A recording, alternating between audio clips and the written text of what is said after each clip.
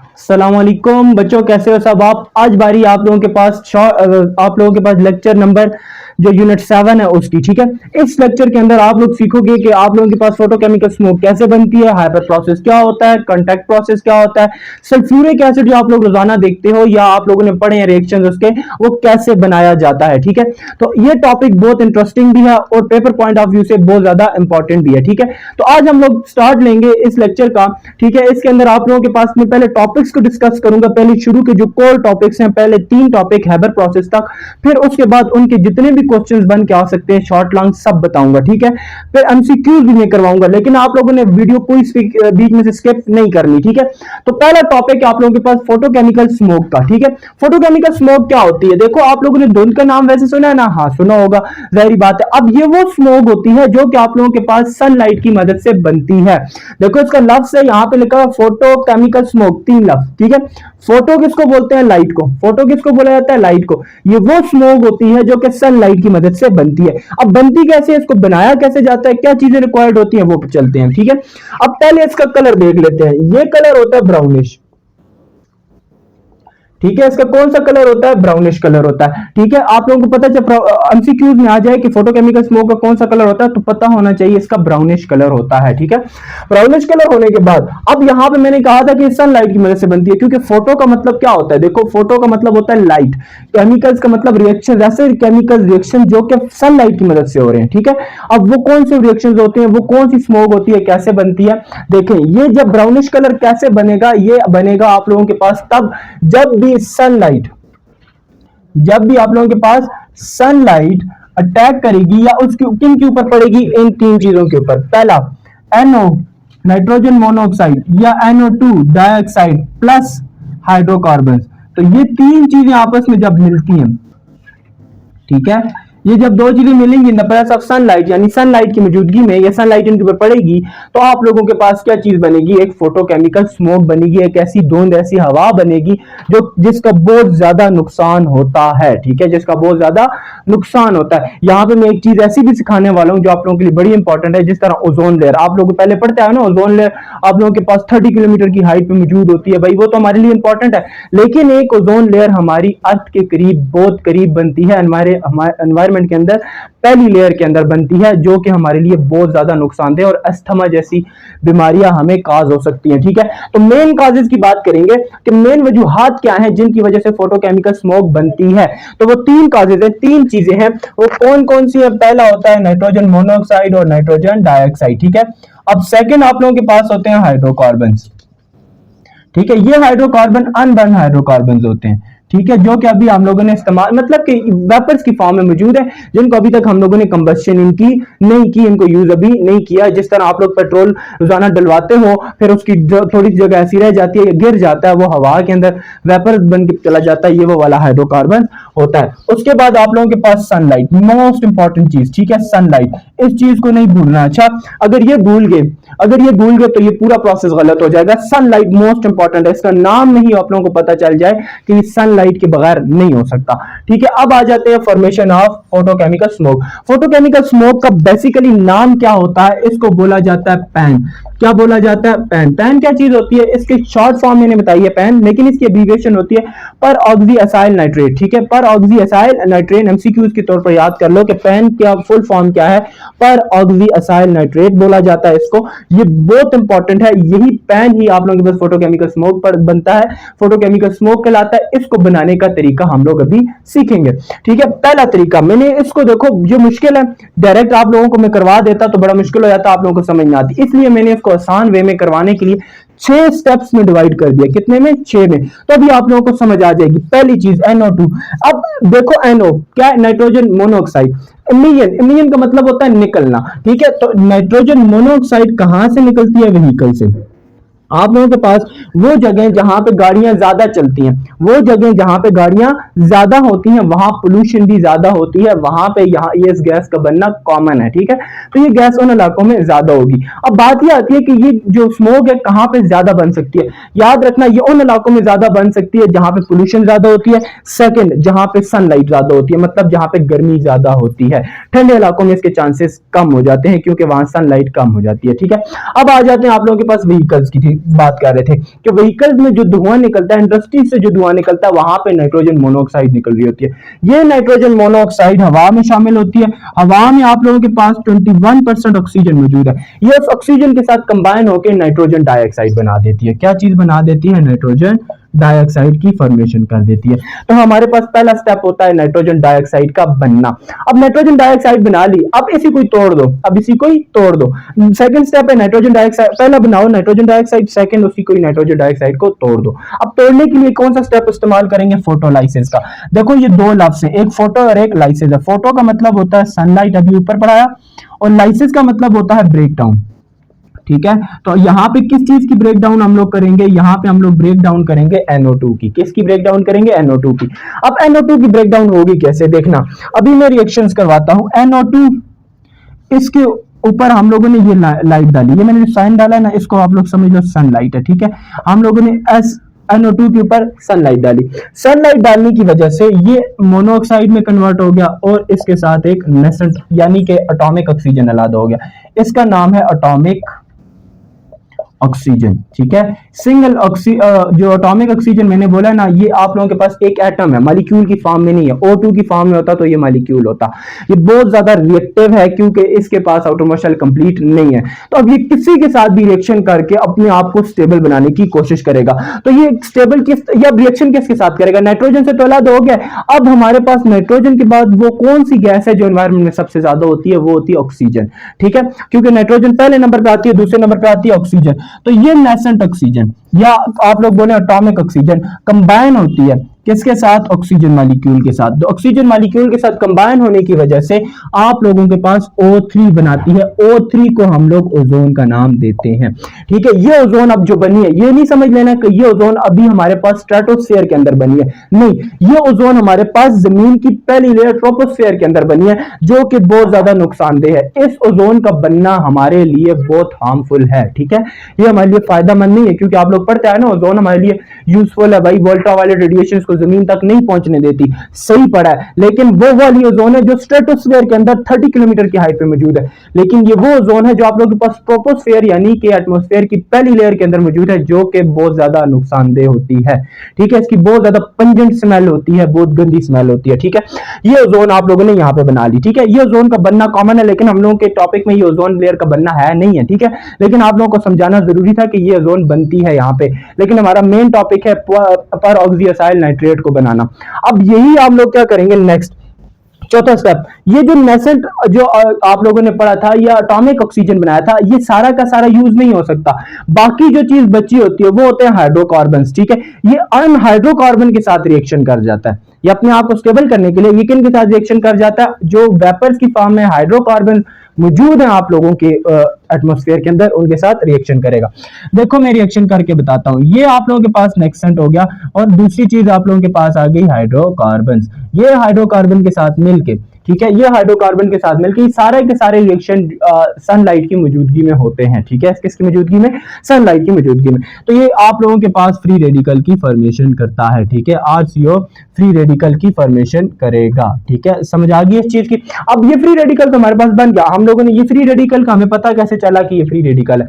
देखो, free radical वो species होती है जिसको डॉट से रिप्रेजेंट किया जाता है। इसके ऊपर ये डॉट नजर आ रहा है ब्लू कलर का, ये डॉट हमें बताता है कि ये फ्री रेडिकल है। कहीं पे भी किसी भी एटम के ऊपर, किसी भी मॉलिक्यूल के ऊपर, किसी भी जगह पे ये डॉट नजर आ जाए ऊपर, तो आप लोगों ने समझ लेना ये एक आप लोगों के पास रिएक्टिव स्पीशी है, ये फ्री रेडिकल है, बहुत ज्यादा रिएक्टिव होता है। अब ये रिएक्टिव है तो ये रिएक्टिव क्या करेगा? ये रिएक्शन करेगा ऑक्सीजन के साथ, ये ऑक्सीजन मॉलिक्यूल के साथ रिएक्शन करेगा। स्टेप्स याद रखो, पहले NO का निकलना, फिर NO का NO2 में बनना, फिर NO2 का टूटना, फिर उसमें से ओजोन का बनना, फिर उस एटॉमिक ऑक्सीजन का हाइड्रोकार्बन के साथ रिएक्शन करके फ्री रेडिकल बनाना। अब फ्री रेडिकल का ऑक्सीजन मॉलिक्यूल के साथ रिएक्शन करना। ठीक है, इसमें क्या होगा देखना, RCO फ्री रेडिकल रिएक्शन करेगा आप लोगों के पास ऑक्सीजन मॉलिक्यूल के साथ, और आप लोगों के पास क्या बना देगा? RCOO2 free radical. ठीक है, और इसका नाम क्या होगा? पर ऑक्सी, ठीक है, पर ऑक्सीडाइल ठीक है, रेडिकल। देखो इसका नाम हम लोगों ने क्या रख लिया, पर ऑक्सी असाइल रेडिकल। ठीक है, ये डॉट इसके ऊपर फिर आया ना, ये डॉट बता रहा है कि ये रेडिकल है, डॉट बता रहा है कि क्या है, रेडिकल है। इसका नाम है पर ऑक्सी असाइल रेडिकल। अब इस रेडिकल को यहां से हटाना है, नाइट्रेट लाना है, तो नाइट्रेट कहां से आएगा, नाइट्रेट नाइट्रोजन से, नाइट्रोजन से तो मतलब नाइट्रोजन डाइऑक्साइड हमें चाहिए। लास्ट स्टेप है, इस पर ऑक्सी असाइल रेडिकल का रिएक्शन हम लोग करवा देंगे नाइट्रोजन डाइऑक्साइड से, फॉर्मेशन हमारे पास इसकी हो जाएगी। ठीक है, हम लोग लिखते हैं RCOO2, जो कि आप लोगों के पास क्या है, एक रेडिकल है, रिएक्शन करेगा नाइट्रोजन डाइऑक्साइड से, तो आप लोगों के पास क्या चीज बन जाएगी, पर ऑक्सी असाइल नाइट्रेट, यानी कि पेन की फॉर्मेशन हो जाएगी। डायरेक्ट इस तरह लिख लो RCOO2NO2, जिसे आप लोग क्या नाम देते हो, पेन का नाम देते हो। क्या नाम दिया जाता है, पेन का। फुल फॉर्म लिखनी हो तो पर ऑक्सी असाइल नाइट्रेट इसको बोला जाता है। समझ आ गई, पेन की फॉर्मेशन हमने सीख ली। अब बात यह है कि भाई इस पेन का, इस फोटोकेमिकल स्मोक का नुकसान क्या है। देखो मैंने शुरू में कहा, यहाँ पे ओजोन भी बनती है और मुख्तलिफ तरह के रिएक्शन होने की वजह से बहुत ज्यादा हार्मफुल इफेक्ट होता है, क्योंकि वैसे ही इतने बड़े बड़े शहरों में जब स्मोक हो जाती है तो आप लोगों के पास ट्रैफिक लाइट्स ऑन कर दी जाती हैं, ट्रैफिक को कम कर दिया जाता है, बड़े बड़े मोटरवेज बंद कर दिए जाते हैं। क्यों, बड़ा नुकसानदेह होता है, क्योंकि इसमें नजर आना बंद हो जाता है। ठीक है, पहले आप लोग, इसमें बहुत सी बीमारियां हो सकती है। ठीक है, आप लोग पहले लिख लो अस्थमा। ठीक है, तो ये होती है गले की बीमारी। ठीक है, आप लोगों को सांस लेने की प्रॉब्लम हो सकता है। दूसरा होता है थ्रोट इरिटेशन। ठीक है, थ्रोट इरिटेशन होती है। ठीक है, ये तो मैं इंसानों की बता रहा हूं, और आई प्रॉब्लम, जितने भी आईज इश्यूज हो सकते हैं। ठीक है, ये तो मैं इंसानों की बता रहा हूं ना, लेकिन अगर ये एनिमल्स के ऊपर या प्लांट्स के ऊपर अफेक्ट करे तो यानी प्लांट्स की ग्रोथ को भी कम कर देती है। ठीक है, ये प्लांट्स की जो ग्रोथ होती है ना, ग्रोथ, उसको बढ़ने को भी क्या कर देती है, डिक्रीज कर देती है, प्लांट्स की ग्रोथ को भी कम कर देती है। ठीक है, ये इतनी ज्यादा नुकसानदेह है। ठीक है, इसका एनवायरनमेंट के ऊपर भी इफेक्ट पड़ता है, एसिड रेन की फॉर्मेशन, बहुत कुछ इसमें होने वाला है। ठीक है, तो ये आप लोगों के पास था फोटोकेमिकल स्मोक का टॉपिक। अगर कोई मसला है तो आप लोगों ने स्क्रीनशॉट लेके भेजना है। ठीक है, मेरी आईडी का पता है ना। हाँ, अब आ जाते हैं नेक्स्ट टॉपिक पे, contact process, most important paper of point of view से, लॉन्ग पेपर के लिए, लॉन्ग क्वेश्चन के लिए बहुत ज्यादा इंपॉर्टेंट है। ठीक है, लॉन्ग क्वेश्चन के लिए अपने पास इसके ऊपर टेक लगा के इंपॉर्टेंट टॉपिक्स में नोट डाउन कर लो कि कॉन्टैक्ट प्रोसेस लॉन्ग क्वेश्चंस के लिए बहुत ज्यादा इंपॉर्टेंट है, क्योंकि डायरेक्ट बच्चे कंफ्यूज हो जाते हैं कि कॉन्टैक्ट प्रोसेस है क्या। कॉन्टैक्ट प्रोसेस बोलते हैं मैन्युफैक्चरिंग ऑफ सल्फ्यूरिक एसिड या H2SO4। ठीक है, सबसे आसान इसकी डेफिनेशन करवाऊंगा, manufacture of H2SO4। Sulphuric acid का बनना हमारे पास क्या कहलाता है, कॉन्टैक्ट प्रोसेस कहलाता है। जितने भी स्टेप इसके अंदर इन्वॉल्व है वो सब सिखाऊंगा आसान वे में। डायग्राम वैसे नहीं बनाई, डायग्राम से बिल्कुल पानी की तरह समझ आने वाली है। ठीक है, पहले हम लोग ये समझ लेते हैं कि फोटो जो H2SO4 है, इसको क्या नाम दिया जाता है, इसको बोला जाता है किंग ऑफ केमिकल्स। जितने भी केमिकल्स हैं वो सब के सब आधे ज्यादा इससे ड्राइव होते हैं, इससे मिलके बनते हैं। ठीक है, मुख्तलिफ चीजों में इस्तेमाल होता है, सीमेंट बनने का प्रोसेस हो, फर्टिलाइजर के तौर पर हो, मतलब जहां पे भी आप लोगों ने रिएक्शंस देखे, जितने भी रिएक्शंस होते हैं वो हम लोग उनके पास जो चीजें बनाई जाती है उसमें सल्फ्यूरिक एसिड का बहुत अहम रोल है। अभी जो इंपॉर्टेंट चीज है वो प्लास्टिक का बनना, जितनी भी चीजें, ये सब कुछ इसके अंदर आप लोगों के पास यही इन्वॉल्व होता है। ठीक है, इसका यूज इंडस्ट्रीज के अंदर होता है। ठीक है, और इसका यूज आप लोगों के पास मैन्युफैक्चरिंग के अंदर होता है। ठीक है, जिसमें आप लोगों के पास सीमेंट वगैरह का बनना, और बात इंडस्ट्रीज, टेक्सटाइल इंडस्ट्रीज में भी इसका इस्तेमाल होता है, फर्टिलाइजर्स में हम लोग इसका इस्तेमाल करते हैं। ठीक है, तो मतलब मैं ये बताना चाह रहा हूं कि इसका यूज बहुत ज्यादा है, इसीलिए इस केमिकल का यूज बहुत ज्यादा है, इसलिए हम इसे किंग ऑफ केमिकल्स का नाम भी देते हैं। ठीक है, ये कुछ एक्स्ट्रा चीजें होती है, अपने माइंड में बिठा लो। रॉ मटेरियल, रॉ मटेरियल मैंने इसलिए लिखा है कि ऐसी कौन सी चीजें रिक्वायर्ड है हमें इस रिएक्शन को करवाने के लिए, यानी कि सल्फ्यूरिक एसिड बनाने के लिए हमें कौन कौन सी चीजें चाहिए होंगी। पहली, हमें सल्फर चाहिए। क्या चाहिए, सल्फर। सेकंड, हमें चाहिए ऑक्सीजन। क्या चाहिए, ऑक्सीजन मॉलिक्यूल। ठीक है, उसके बाद हमें चाहिए कैटालिस्ट। क्या चाहिए आप लोगों को, कैटालिस्ट। ये कैटालिस्ट कौन सा हो सकता है, वेनेडियम पेंटाऑक्साइड, V2O5 इसको बोला जाता है। क्या बोला जाता है, वेनेडियम पेंटाऑक्साइड। ठीक है, फोर्थ चीज हमें चाहिए कंसंट्रेटेड H2SO4 ये वो एसिड होता है जिसका कंसंट्रेटेड डाइल्यूट वाला नहीं चाहिए, ठीक है, हमें कंसंट्रेटेड H2SO4 चाहिए एक प्योर H2SO4 बनाने के लिए, ठीक है।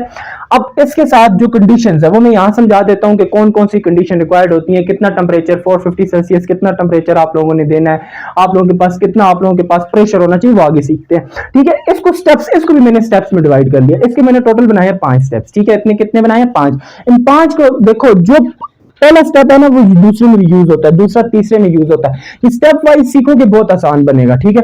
पहला हमारे पास burning of sulphur, burning of sulphur, burning याद रखो आग लगाने को बोलते हैं ना।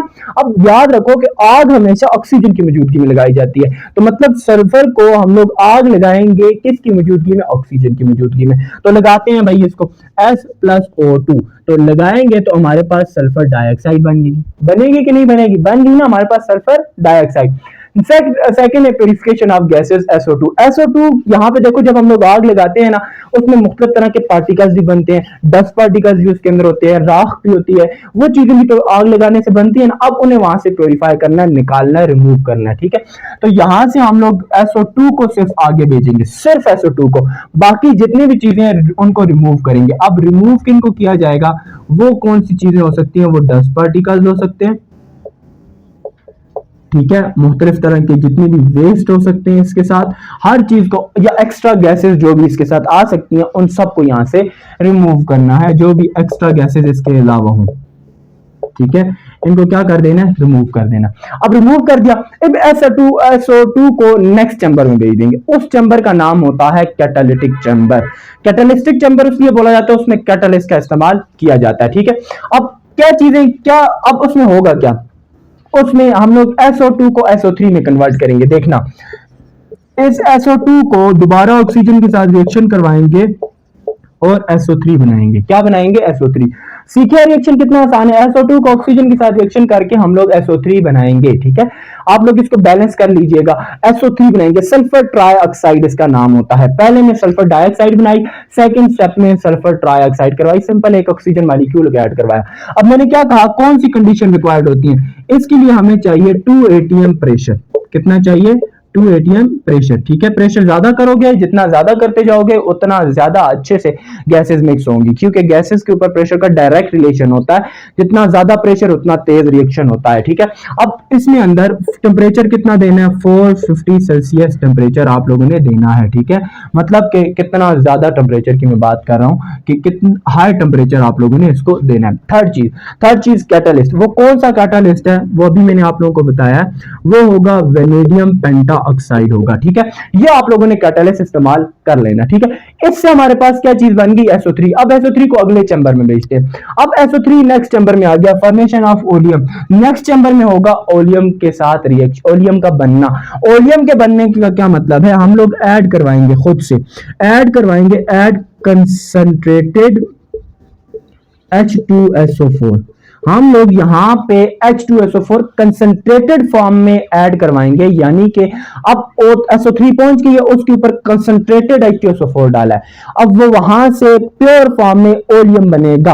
अब ओलियम क्या होता है, H2SO7 को हम लोग क्या नाम देते हैं, ओलियम। ये आप लोगों के पास क्या कहलाता है, ओलियम, ठीक है। ये ओलियम बना लिया।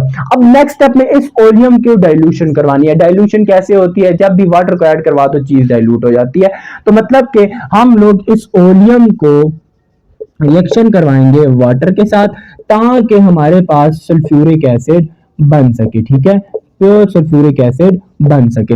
अब ओलियम क्या था हमारे पास, H2S2O7, इसका रिएक्शन हम लोगों ने किसके साथ करवा दिया, वाटर के साथ। तो मतलब हमने यहाँ पे ऐड क्या चीज करवाई है, वाटर। तो यहाँ पे आप लोग वाटर को ऐड करवाओगे और आप लोगों के पास प्योर H2SO4 बनेगा। हम लोग यही H2SO4 बना रहे थे, तो ये H2SO4 जो हमारे पास बना है ये मार्केट में अवेलेबल होता है, ठीक है, हर जगह पे नहीं, लेकिन जो कुछ खास जगह होती हैं जहां से आप लोगों को मतलब केमिकल्स मिलते हैं, यही वाला H2SO4 इसी प्रोसेस से बन के आप लोगों के पास मौजूद होता है, ठीक है। अब मैं आपको डायग्राम से समझाता हूं, डायग्राम में होगा क्या कि ये सारे स्टेप, ये जो 4 स्टेप लिखे हैं ना 5, इनको मैं डायग्राम से समझाता हूं, बहुत आसानी से समझ आ जाएगी। देखो हम लोगों ने ये पहला चैम्बर है, इस पहले चैम्बर का नाम फर्नेस है, ठीक है। बर्निंग ऑफ सल्फर कैसे करेंगे, इसको रखेंगे फर्नेस के अंदर। फर्नेस में हम लोग क्या प्रोवाइड करते हैं, हीट। ये मैं जो लिख रहा हूं, ये अपने पास निशान लगाएं, ये हीट के होते हैं, ठीक है, मैंने हीट दी है। यहाँ पे सल्फर भी आया और ऑक्सीजन भी आया, तो दोनों मिलके क्या बन गए SO2, क्या बन गए SO2। अब ये SO2 और एक्स्ट्रा ऑक्सीजन हम लोग भेजेंगे नेक्स्ट चैम्बर में। नेक्स्ट चैम्बर का नाम होता है कैटालिटिक चैम्बर। क्या नाम होता है? Catalytic chamber. इस SO2 को रिएक्शन करवाना है यहाँ पे ऑक्सीजन के साथ। किसके साथ? ऑक्सीजन के साथ। लेकिन किस किस की मौजूदगी में? Catalyst vanadium pentoxide, high temperature 450 Celsius और 2 atm प्रेशर। इस चैम्बर के अंदर हम लोगों ने ये चीजें रखनी है और इतना प्रेशर क्रिएट करना है, ठीक है। अब ये चीज हमारे पास मिक्स करने की वजह से सल्फर और ऑक्सीजन मिलकर क्या बना देते हैं? SO3 बना देते हैं। ये SO3 नेक्स्ट चैम्बर में भेजेंगे। नेक्स्ट चैम्बर का नाम होता है अब्जॉर्बर। इसमें हम लोग क्या करवाएंगे? ऊपर से बारिश करवाएंगे, ठीक है। ये ऊपर से हम लोग क्या करवाएंगे? बारिश करवाएंगे। अब लाजमी तो नहीं है बारिश सिर्फ पानी की होती है, नहीं, यहाँ पे हम लोग बारिश किसकी करवाएंगे? H2SO4 की। वो कंसंट्रेटेड फॉर्म में होगा। कंसंट्रेटेड H2SO4 की हम लोग यहाँ पे बारिश करवाएंगे। किसके ऊपर? SO3 के ऊपर। क्योंकि यहाँ पे SO3 आ रही है ना, SO3, इसके ऊपर क्या होगी? ये H2SO4 आके गिरेगा, इसको किस में कन्वर्ट कर देगा? ओलियम में। ओलियम लिक्विड फॉर्म में आ जाएगा, ठीक है। ये लिक्विड फॉर्म में ओलियम होगा जिसका फार्मूला होगा H2S2O7। ये ओलियम की फॉर्म में आ जाएगा। ये ओलियम यहां से नीचे की तरफ आएगा, ठीक है, नीचे की तरफ आएगा। अब यहां से हम लोग किसको ऐड करवाएंगे? वाटर को। ये ओलियम और वाटर यहां पे मिलेंगे और यहां पे मिलने के बाद जो नेक्स्ट चीज आगे हम लोगों के पास बनेगी वो प्योर H2SO4 होगा। तो यहां पे आप लोगों के पास जो चीज बनी है वो प्योर H2SO4 है, ठीक है। समझ आ गया कि ये ओलियम नीचे की तरफ आया, यहां से हम लोगों ने वाटर दिया। ये वाटर और ओलियम दोनों आपस में कंबाइन हुए। ओलियम और वाटर के मिलने से आप लोगों के पास सल्फ्यूरिक एसिड बना है, ठीक है। ये टॉपिक था कॉन्टैक्ट प्रोसेस। अब बढ़ेंगे हैबर प्रोसेस की तरफ कि अमोनिया कैसे बनता है। अमोनिया बड़ी इंपॉर्टेंट गैस होती है, ठीक है, जिसका फर्टिलाइजर्स वगैरह में बहुत अहम रोल होता है, ठीक है। तो उसके बाद हम लोग उसके ही क्वेश्चन, इन तीनों टॉपिक के क्वेश्चन और MCQs वगैरह सीखेंगे, ठीक है।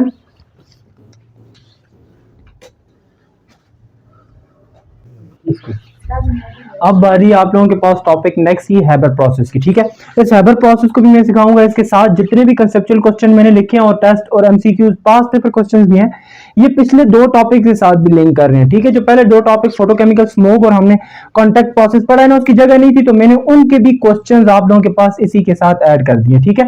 तो ये कंसेप्चुअल क्वेश्चन आप लोगों के पास मिक्स है तीनों टॉपिक्स के, ठीक है। फोटोकेमिकल स्मोक, आप लोगों के पास जो हैबर प्रोसेस है उसका और कॉन्टैक्ट प्रोसेस उसका, ठीक है। देखो पास पेपर के क्वेश्चन मैंने लिखे हैं जो पास पेपर में आ चुके हैं, तो इंपॉर्टेंट क्वेश्चंस हैं ये, ठीक है। हैबर प्रोसेस की बात करेंगे। देखो जितना कॉन्टैक्ट प्रोसेस की समझ नहीं आती कि ये कैसे आया, हैबर प्रोसेस तो हम लोग समझेंगे कि हैबर प्रोसेस के अंदर होता क्या है। ये वो प्रोसेस होता है जिसके अंदर हम लोग अमोनिया को बनाना सीखते हैं, ठीक है। कॉन्टैक्ट प्रोसेस वो होता है जिसमें सल्फ्यूरिक एसिड बनना सीखते हैं। फर्क याद रखना है, ठीक है। इसमें हम लोग मैन्युफैक्चरिंग सीखते हैं, या आप लोग बोल सकते हो सिंथेसिस सीखते हैं। किसकी? अमोनिया की, ऑफ NH3। सिंपल अमोनिया का फार्मूला होता है NH3। तो हम लोग यहाँ पे NH3 बनाना सीखेंगे, ठीक है। NH3 कैसे बनेगा ये सब कुछ आप लोगों को अभी मैं सिखाने वाला हूँ, ठीक है। इसकी इंपॉर्टेंस क्या है भाई? हैबर प्रोसेस इतना आप लोगों ने सुना, ये आप लोगों के पास 10th में भी नहीं खत्म हो रहा, ये 11th और 12th के अंदर भी मौजूद है। ये इसलिए क्यों इंपॉर्टेंट है? इसकी इंपॉर्टेंस क्या है? इसकी इंपॉर्टेंस ये है कि बहुत हैवी, मतलब अच्छी जगहों पे इस्तेमाल होता है। बहुत ज्यादा इंपॉर्टेंस इसकी यूजेस की वजह से है। पहला, इसको हम लोग फर्टिलाइजर्स में इस्तेमाल करते हैं, ठीक है। सेकंड, हम लोग इसको एक्सप्लोसिव बनाने के लिए, एक्सप्लोसिव इसलिए बनाते हैं ना क्योंकि इस रिएक्शन को मैं सिखाऊंगा, अमोनिया की फॉर्मेशन में हीट रिलीज होती है। तो एक्सप्लोसिव बनाने के लिए जो आप लोगों के पास इस्तेमाल होते हैं एक्सप्लोसिव का, तो आप लोगों को बेसिकली पता है। तो उन चीजों को बनाने के लिए हम लोग क्या इस्तेमाल करते हैं? अमोनिया का इस्तेमाल करते हैं, ठीक है। जितने भी क्लीनिंग के लिए इस्तेमाल करते हो, क्लीनिंग पर्पज के लिए जो चीजें इस्तेमाल करते हो ना, उसके अंदर ही आप लोगों के पास मौजूद होता है, ठीक है। डिटर्जेंट्स वगैरह जितने भी आते हैं, सोप डिटर्जेंट, उसके अंदर अमोनिया मौजूद होता है, ठीक है। उसके बाद नाइट्रिक एसिड, नाइट्रिक एसिड जो बनता है HNO3 जिसको बोला जाता है, इसको बनाने के लिए भी आप लोगों के पास अमोनिया की जरूरत होती है, ठीक है।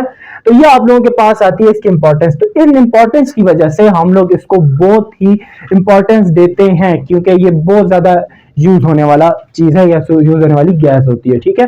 रॉ मटेरियल, इसको बनाने के लिए हमारे पास किन दो चीजों की जरूरत पड़ती है? दो ही चीजें हैं बोथ, एक नाइट्रोजन गैस जैसे N2 और दूसरी हाइड्रोजन गैस, ठीक है। एक नाइट्रोजन गैस होती है और दूसरी हमारे पास हाइड्रोजन गैस होती है, ठीक है। ये दो चीजें हमारे पास चाहिए बस। बाकी क्या चीजें चाहिए, बाकी कैटलिस्ट वगैरह चाहिए, बस आयरन कैटलिस्ट चाहिए और 450 सेल्सियस टेम्परेचर चाहिए, ठीक है। और हाई प्रेशर आप लोगों को देना पड़ेगा, ठीक है। तो अब आ जाते हैं इसका chemical reaction. Reaction in chambers के अंदर, ये जो मैंने आप लोगों के सामने चैम्बर्स बनाए, इन चैम्बर्स के अंदर रिएक्शन होते कैसे हैं। हम लोग डालते हैं N2 को, नाइट्रोजन गैस को, इसके साथ डालते हैं हाइड्रोजन गैस को। तो ये एक रिवर्सिबल प्रोसेस होता है। क्या होता है, अपने पास एमसीक्यूज के तौर पर लिखो कि जो हैबर प्रोसेस होता है वो एक रिवर्सिबल प्रोसेस है। हम लोग इन नाइट्रोजन और हाइड्रोजन को मिला के अमोनिया भी बना सकते हैं और अमोनिया को दोबारा तोड़ के नाइट्रोजन और हाइड्रोजन भी रिलीज करवा सकते हैं, ठीक है। तो इसीलिए ये जो साइन मैंने बीच में डाला है, ये वाला साइन आप लोगों के पास रिवर्सिबल का साइन होता है, यानी फॉरवर्ड रिएक्टेंट से प्रोडक्ट भी बन सकता है, प्रोडक्ट को तोड़ के दोबारा रिएक्टेंट भी बना सकते हो। तो आप लोगों के पास बनेगा NH3 प्लस आप लोगों के पास साथ रिलीज होगी हीट। तो हीट रिलीज होने की वजह से हम लोग बोलेंगे ये एक एक्सोथर्मिक प्रोसेस भी है, ठीक है। तो ये दो जो चीजें लिखी है ये बहुत इंपॉर्टेंट है एमसीक्यूज पॉइंट ऑफ व्यू से।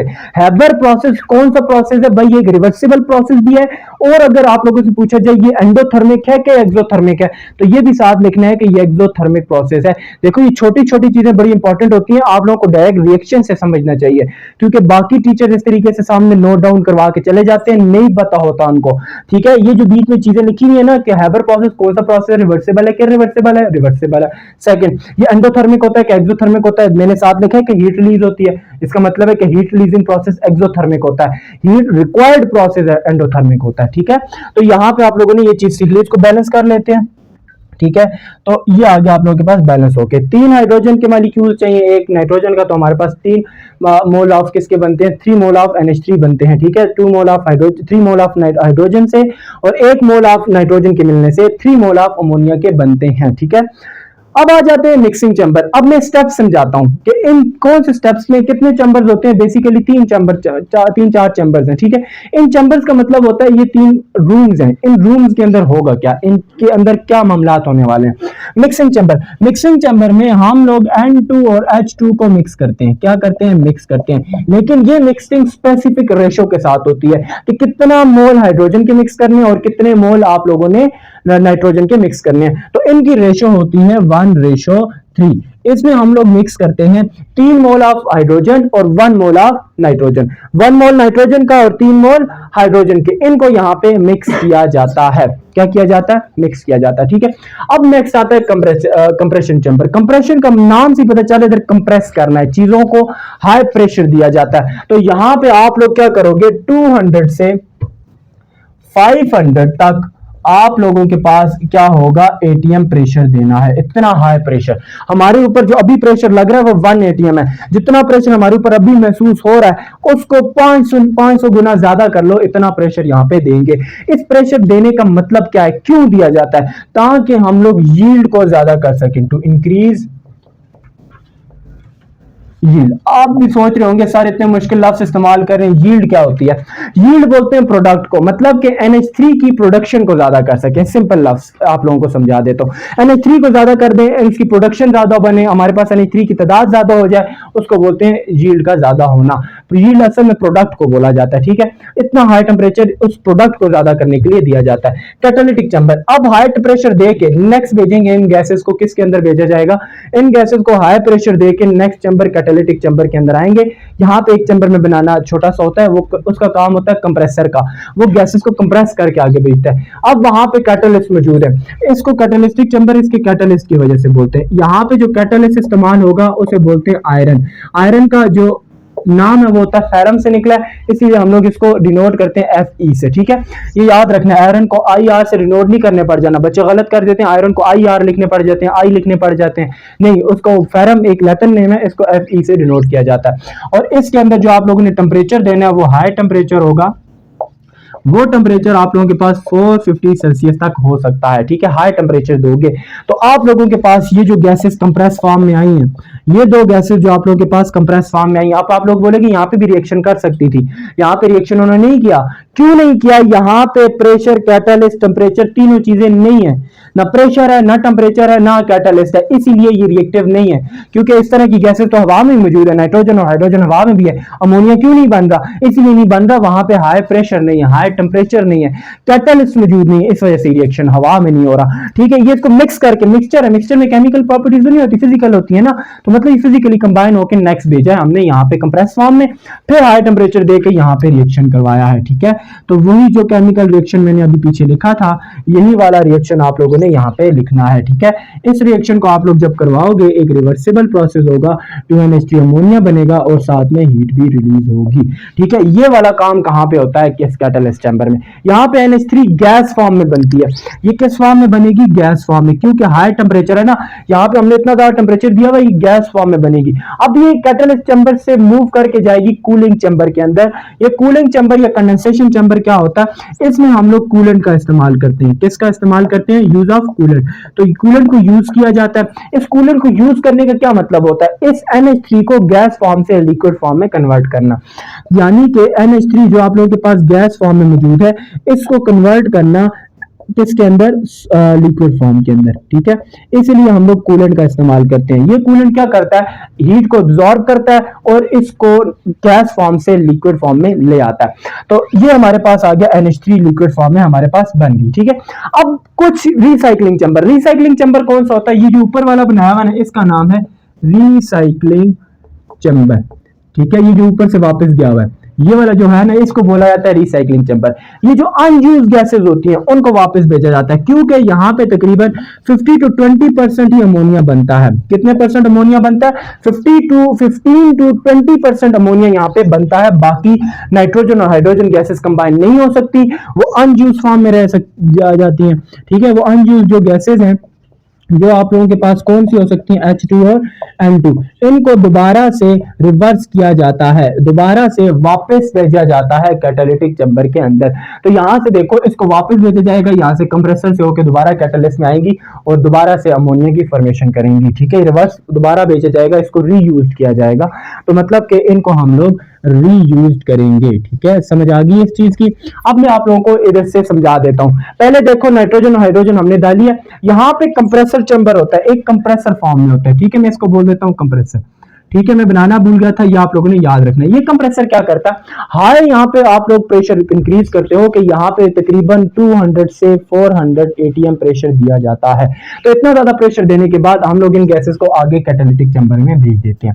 जब नेक्स्ट चैम्बर में जाता है, वहां पे आयरन कैटालिस्ट यूज करते हैं और हाई टेम्परेचर देने की वजह से यहाँ पे रिएक्शन हो जाता है। वो रिएक्शन N2 और 3H2 का होने से होता है। तो ये आप लोगों के पास क्या चीज बना देती है? अमोनिया बना देती है। लेकिन ये अमोनिया हाई टेम्परेचर की वजह से गैस फॉर्म होती है। ये नेक्स्ट चैम्बर में जाती है। ये देखो, ये जो मैंने रेड कलर का बनाया हुआ, ये कूलेंट है। नीचे से कूलेंट को एंटर करवाते हो, ऊपर से कूलेंट को एग्जिट करवाते हो। ठीक है, ये कूलेंट, इस पूरे के अंदर हमारे पास गैसेस मौजूद है, लेकिन नाइट्रोजन और हाइड्रोजन गैस पहले ही यहां से क्या हो जाती है? वापस आ जाती है, जो कि अमोनिया में कन्वर्ट नहीं हुई। लेकिन यहाँ पे जो अमोनिया बन जाता है, वो इस कूलेंट की वजह से NH3 फॉर्म में, लिक्विड फॉर्म में आ जाता है। ठीक है, किस फॉर्म में आ जाता है? लिक्विड फॉर्म में आ जाता है, और इसको हम लोग यहाँ से कलेक्ट कर लेते हैं। ठीक है, समझ आ गई है? तो यहां से इसको कलेक्ट किया जाता है। समझ आ गई है? ठीक है, ये था आप लोगों के पास हैबर प्रोसेस। इस हैबर प्रोसेस में कितने कुछ कंसेप्चुअल क्वेश्चन बन सकते थे इस हैबर के लिए, कॉन्टैक्ट और फोटो केमिकल स्मोक के प्रोसेस में। ठीक है, तो कौन से क्वेश्चन आ सकते हैं? पहला question conceptual, most important question है, देखते जाना। Why photochemical smoke form mostly in sunlight? Basic question है कि फोटोकेमिकल स्मोक के लिए सनलाइट की क्या जरूरत है? सनलाइट के बगैर करवा सकते हो? नहीं, क्योंकि इसके नाम को देखो, फोटोकेमिकल स्मोक, यहाँ पे सनलाइट की बहुत अहमियत है। फोटोकेमिकल स्मोक फोटो लाइट के बगैर नहीं हो सकती, क्योंकि ये नाइट्रोजन डाइऑक्साइड को तोड़ने के लिए काम आती है। ये सनलाइट का यहाँ पे क्या काम होता है? नाइट्रोजन डाइऑक्साइड को तोड़ना, NO2 को NO और जो ऑक्सीजन यानी कि एटॉमिक ऑक्सीजन होता है उसके अंदर कन्वर्ट करने का काम यहाँ पे लाइट का होता है। तो ये बहुत इंपॉर्टेंट रोल होता है यहाँ पे सनलाइट का। Second, why pan dangerous? Dangerous क्यों है? बहुत खतरनाक क्यों है फोटोकेमिकल स्मोक यानी पैन? ठीक है, पैन क्यों इसका नुकसान है? तो अभी आप लोगों को मैंने पढ़ाया था कि इसका नुकसान इसलिए है, क्योंकि हार्मफुल इसलिए क्योंकि अस्थमा वगैरह वगैरह की बीमारियां लग सकती हैं, ग्रोथ प्लांट्स की रुक जाती है, थ्रोट इरिटेशन होती हैं, आई इश्यूज होना शुरू हो जाते हैं, ठीक है, मुख्तलिफ तरह की बीमारियां लगती हैं, इसलिए ये बहुत ज्यादा डेंजरस मानी जाती है। Third, right chemical equation for the contact process. Contact process की जितनी भी केमिकल इक्वेशन उनको स्टेप वाइज 5 ही हैं, पांचों को लिखते जाओ, ठीक है। जितने भी आप लोगों के पास फॉर्मेशन ऑफ SO से SO2, फिर SO2 से SO3, जितने भी फिर ओलियम की फॉर्मेशन, फिर जाके सल्फ्यूरिक एसिड की, तो ये पूरी इक्वेशन आप लोगों ने यहाँ पे लिखनी है, ठीक है। State condition use for the SO3 formation. SO3 formation, पीछे जाओ देखो, सल्फ्यूरिक एसिड में जो कैटालिटिक चैम्बर है जिसके अंदर SO3 बना रहे हैं, उसके अंदर हम लोगों ने क्या क्या चीजें इस्तेमाल की हैं। वेनेडियम पेंटॉक्साइड आप लोगों ने इस्तेमाल किया जो कि कैटलिस्ट था। हाई टेंपरेचर 2 atm प्रेशर का इस्तेमाल किया। थर्ड चीज टेंपरेचर 450 सेल्सियस टेंपरेचर इस्तेमाल किया है, ठीक है, और इसकी कंडीशंस थी। Third, fifth question, state condition for the Haber process. Haber process के लिए कौन सी कंडीशंस है यहाँ पे मैंने लिखी है, देखो, कैटलिस्ट के अंदर इस्तेमाल करना है आयरन, टेंपरेचर 450 सेल्सियस, और जो प्रेशर है वो 200 से लेके 500 तक 500 atm तक प्रेशर इस्तेमाल करना है, ठीक है। ये इसकी आगे हैबर प्रोसेस की। सिक्स क्वेश्चन है, right balance chemical equation for the ammonia formation. Ammonia formation के लिए जो बैलेंस केमिकल इक्वेशन वो लिखनी है जो लिखी हुई है, N2 3 plus 3H2 will give us 2NH3 plus heat. तो साथ बता भी देना है रिवर्सिबल प्रोसेस और एक एक्सोथर्मिक प्रोसेस होता है। अब आ जाते हैं पास पेपर क्वेश्चन में, क्या क्वेश्चन आए थे। पहला, give 3 uses of ammonia. Ammonia के 3 यूजेस लिखने हैं, मैंने 4 लिखवाए हैं, आप लोग कोई भी 3 उसमें लिख सकते हो। उसके बाद आ जाते हैं what is pen and how it is form. Pen क्या होता है और किस तरह बनता है। 5 स्टेप्स प्रोसेस है, शुरू में जाके देखो जहां से हम लोगों ने फोटोकेमिकल स्मोक स्टार्ट किया था, वो पहले 5 स्टेप पेन के फॉर्मेशन के होते हैं, ठीक है, मैंने 6 लिखवाए थे आप लोगों को। थर्ड है, right complete step for the contact process. Contact process के जितने भी स्टेप्स है कंप्लीट, जो ऊपर बात की थी ना मैंने यहाँ पे फॉर द कांटेक्ट प्रोसेस, वही बात देखो पास पेपर में भी आई हुई है कि वो 5 स्टेप्स मांग रहे हैं कि कौन से किन तरीकों से आप लोग H2SO4 बनाते हो, ठीक है। अब आ जाते हैं कि टेस्ट क्वेश्चन जो आप लोगों ने अभी अटेम्प्ट करने हैं, ठीक है, इसको अटेम्प्ट करके हमें व्हाट्सएप में भेजना है, ठीक है। अब आ जाते हैं पहला क्वेश्चन की तरफ। पहला, give 4 harmful effect of photochemical smoke. Photochemical smoke के 4 हार्मफुल इफेक्ट लिखने हैं कि हमारे ऊपर क्या नुकसान हो रहा है इसका। Second, give 3 uses of H2SO4। H2SO4 के 3 यूजेस लिखने हैं कि हम लोग H2SO4 का इस्तेमाल कहां कहां करते हैं। थर्ड है, state condition for the Haber process. Haber process की कौन सी कंडीशन है जिनमें हम लोग इस्तेमाल करके है अमोनिया की फॉर्मेशन करते हैं, वो कौन सी कंडीशंस है वो आप लोगों ने बतानी है, ठीक है। एमसीक्यूज की तरफ आ जाते हैं, पेपर पॉइंट ऑफ व्यू से काफी इंपॉर्टेंट होते हैं, सॉलिड मार्क्स होते हैं, तो इसको गौर से समझना है। Ratio of N2 and H2 in Haber process. N2 और H2 में N2 और H2 की रेशियो क्या होती है हैबर प्रोसेस में, ये लिखी है 1:2। नाइट्रोजन 1 होती है और हाइड्रोजन की रेशियो 3 होती है, यहां से पता चलता है। नाइट्रोजन देखो कुछ भी नहीं लिखा हुआ 1, हाइड्रोजन के साथ क्या लिखा हुआ है 3, तो यहां से हमें पता चल जाता है 1:3 होती है, ठीक है। सी ऑप्शन है, चार्ली ऑप्शन इसको बोला जाता है। सेकंड है, catalyst use in the Haber process. Haber process में कौन सा कैटलिस्ट यूज कर रहे हो, देखो यहाँ पे क्या लिखा हुआ है आयरन। आयरन मैंने इसीलिए लिखवाया था कि Fe, देखो मैंने आयरन का लफ्ज नहीं इस्तेमाल किया, मैंने Fe का लफ्ज इस्तेमाल किया, तो Fe किसको बोला जाता है, आयरन को ही बोला जाता है, ठीक है। तो नेक्स्ट आ जाते हैं, reaction is N2 plus 3H2 will give us 2NH3 and heat. देखो यहाँ पे साथ ही उसने खुद भी बताया हीट रिलीज हो रही है, तो कौन सा प्रोसेस है, एंडोथर्मिक, एक्सोथर्मिक की न्यूट्रल। हीट रिलीज हो रही है, हीट रिलीजिंग प्रोसेस कौन सा होता है, एक्सोथर्मिक, तो इसका ऑप्शन होगा बीटा ऑप्शन, ठीक है। उसके बाद आते हैं catalyst use in the contact process. Contact process में कौन सा कैटलिस्ट इस्तेमाल कर रहे थे, आयरन नहीं, आयरन का इस्तेमाल तो हैबर प्रोसेस में होता है। प्लैटिनम नहीं, अब वेनेडियम पेंटॉक्साइड इसका इस्तेमाल किया जाता है, ठीक है। अब आ जाते हैं ओलियम फार्मूला। ओलियम जो हमने बनाया था H2SO4 को कंसंट्रेटेड H2SO4 के साथ मिला के, कंसंट्रेटेड H2SO4 को SO3 के साथ मिलाया था तो ओलियम बना था। ये ओलियम का क्या फार्मूला होता है, वो होता है H2S2O7। ये आप लोगों के पास फार्मूला होता है ओलियम का। यहाँ पे आप लोगों का जो पहला टॉपिक है, जिन 3 का जो कॉम्प्लिकेटेड बड़ा मुश्किल था, ये आप लोगों के पास हो गए। अब जाएंगे इस चैप्टर के सेकंड हाफ की तरफ। पहला था नाइट्रोजन सल्फर, वो क्लियर हो गया। सेकंड है ऑक्साइड ऑफ मेटल। अब बात करेंगे ऑक्साइड ऑफ मेटल की। अब बारी है टॉपिक नंबर 2 की। टॉपिक नंबर 2 है आप लोगों के पास ऑक्साइड्स और मेटल की कैरेक्टरिस्टिक प्रॉपर्टीज। देखिए ऑक्साइड्स क्या होते हैं उसकी तरफ बाद में चलेंगे, ठीक है, लेकिन ये जो मेन टॉपिक है ना वो ये है general characteristic properties of metals. यहाँ पे हम लोग मेटल की जनरल प्रॉपर्टीज की बात करेंगे, सबके जहन में आ रहा होगा फिजिकल प्रॉपर्टीज, नहीं, यहाँ पे फिजिकल प्रॉपर्टीज के साथ साथ केमिकल प्रॉपर्टीज बहुत ज्यादा इंपॉर्टेंट है, ठीक है। तो मेन फोकस हमारा होगा केमिकल प्रॉपर्टीज के अंदर, ठीक है।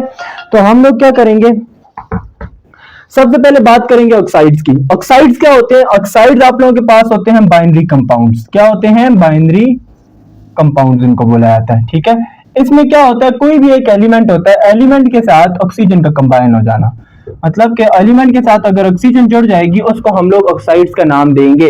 कोई भी एलिमेंट है उसके साथ अगर ऑक्सीजन जुड़ गई है, वो एलिमेंट आप लोगों के पास मेटल है या नॉन मेटल है फर्क नहीं पड़ता, अगर उसके साथ ऑक्सीजन कंबाइन हो गया तो वो आप लोगों के पास ऑक्साइड्स बन जाएंगे। ठीक है, क्या बन जाएंगे? ऑक्साइड्स बन जाएंगे। मुख्तलिफ तरह के ऑक्साइड्स की बात करेंगे। जिस तरह आप लोगों के पास होता है कैल्शियम, इसके साथ ऑक्सीजन जुड़ गया, कैल्शियम ऑक्साइड हो गया। यहाँ पे जिंक आ गया, जिंक के साथ ऑक्सीजन जुड़ गया, ये जिंक ऑक्साइड हो गया। तो मैं ये बात करना चाह रहा हूं कि कोई भी एलिमेंट है वो मेटल हो या नॉन मेटल हो, उसके साथ ऑक्सीजन का कंबाइन हो जाना, ऑक्सीजन का मिल जाना क्या कहलाता है? ऑक्साइड बनाता है। ठीक है, तो अब बात करेंगे आप लोगों के पास एसिडिक ऑक्साइड्स की, यानी कि आपने ऑक्साइड्स को भी आगे मुख्तलिफ टाइप्स में डिफाइन किया हुआ है ताकि आप लोग आसानी से इसको समझ सको। तो तीन टाइप्स हैं आप लोगों के पास, पहली आ जाती है एसिडिक ऑक्साइड, दूसरी बेसिक ऑक्साइड और third is amphoteric oxide. The most important amphoteric oxide है। देखो ये जो एम्फोटेरिक ऑक्साइड है इससे क्वेश्चन लाजमी पेपर में आता है और पास पेपर में 2 दफा एम्फोटेरिक ऑक्साइड का क्वेश्चन आ चुका है। ठीक है, तो हम लोग उसकी तरफ जाने से पहले पहले एसिडिक ऑक्साइड को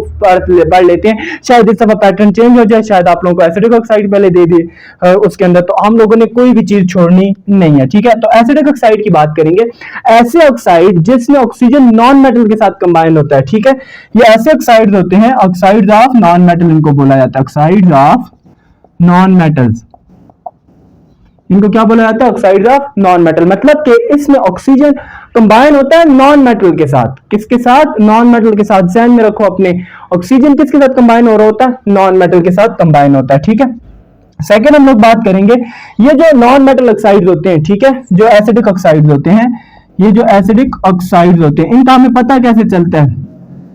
ठीक है, हम लोग पहले बात करते हैं कि एसिडिक ऑक्साइड का हमें कैसे पता चलता है कि ये एसिडिक ऑक्साइड हैं या नहीं है। ठीक है, तो इन एसिडिक ऑक्साइड्स का हमें ऐसे पता चलता है कि हम लोग इनका रिएक्शन करवाते हैं वाटर के साथ। ठीक है, एसिडिक ऑक्साइड जो भी हमारे पास ऑक्साइड्स हैं हमें नहीं पता वो एसिडिक है या नहीं है, तो हम लोग को कैसे पता चलेगा कि ये एसिडिक है या बेसिक है, कोई भी एम्फोटेरिक है? हम लोग उसका रिएक्शन करवा देते हैं वाटर के साथ। किसके साथ? वाटर के साथ। अगर वाटर के साथ रिएक्शन करने के बाद वो एसिड बनाता है तो मतलब वो एसिडिक ऑक्साइड है, अगर वो वाटर के साथ रिएक्शन करके बेस बनाता है मतलब वो बेसिक ऑक्साइड है। तो हम लोग रिएक्शन इसके कौन से हैं देखो, मैं पहले इनकी एग्जांपल आप लोगों को दे देता हूं नॉन मेटल्स ऑक्साइड की। देखो हमारे पास Ca कार्बन डाइऑक्साइड हो गया, ठीक है, दूसरा हो गया सल्फर डाइऑक्साइड। ये देखो यहाँ पे जो सल्फर है और कार्बन है, ठीक है, सल्फर और कार्बन ये दोनों आप लोगों के पास नॉन मेटल्स हैं। क्या है? Non metal. In non metal के साथ क्या चीज कंबाइन हुई हुई? ऑक्सीजन। तो इसको हम लोग क्या नाम देंगे? नॉन मेटल ऑक्साइड या एसिडिक ऑक्साइड। अब हमें पता कैसे चलेगा ये एसिडिक है भी या नहीं? हम लोग खुद से बोल रहे हैं एसिडिक ऑक्साइड है, तो हम लोग क्या करवाते हैं? इनका रिएक्शन करवा देते हैं। देखना CO2 प्लस H2O, हम लोगों ने क्या करना है? उसी ऑक्साइड का रिएक्शन किसके साथ करवा देना है? वाटर के साथ रिएक्शन करवा देना है। जब वाटर के साथ रिएक्शन करवाएंगे तो आप लोगों के पास कौन सा एसिड बनेगा? कार्बोनिक एसिड बनेगा। तो मतलब कि इसके कार्बन डाइऑक्साइड एक एसिडिक ऑक्साइड गैस है क्योंकि ये वाटर के साथ रिएक्शन करके कार्बोनिक एसिड बनाती है। समझ आ गया? अब हम लोग सल्फर का ट्राई करते हैं। SO2 प्लस H2O हम लोगों के पास बनाता है सल्फ्यूरिक एसिड, ठीक है, H2SO4।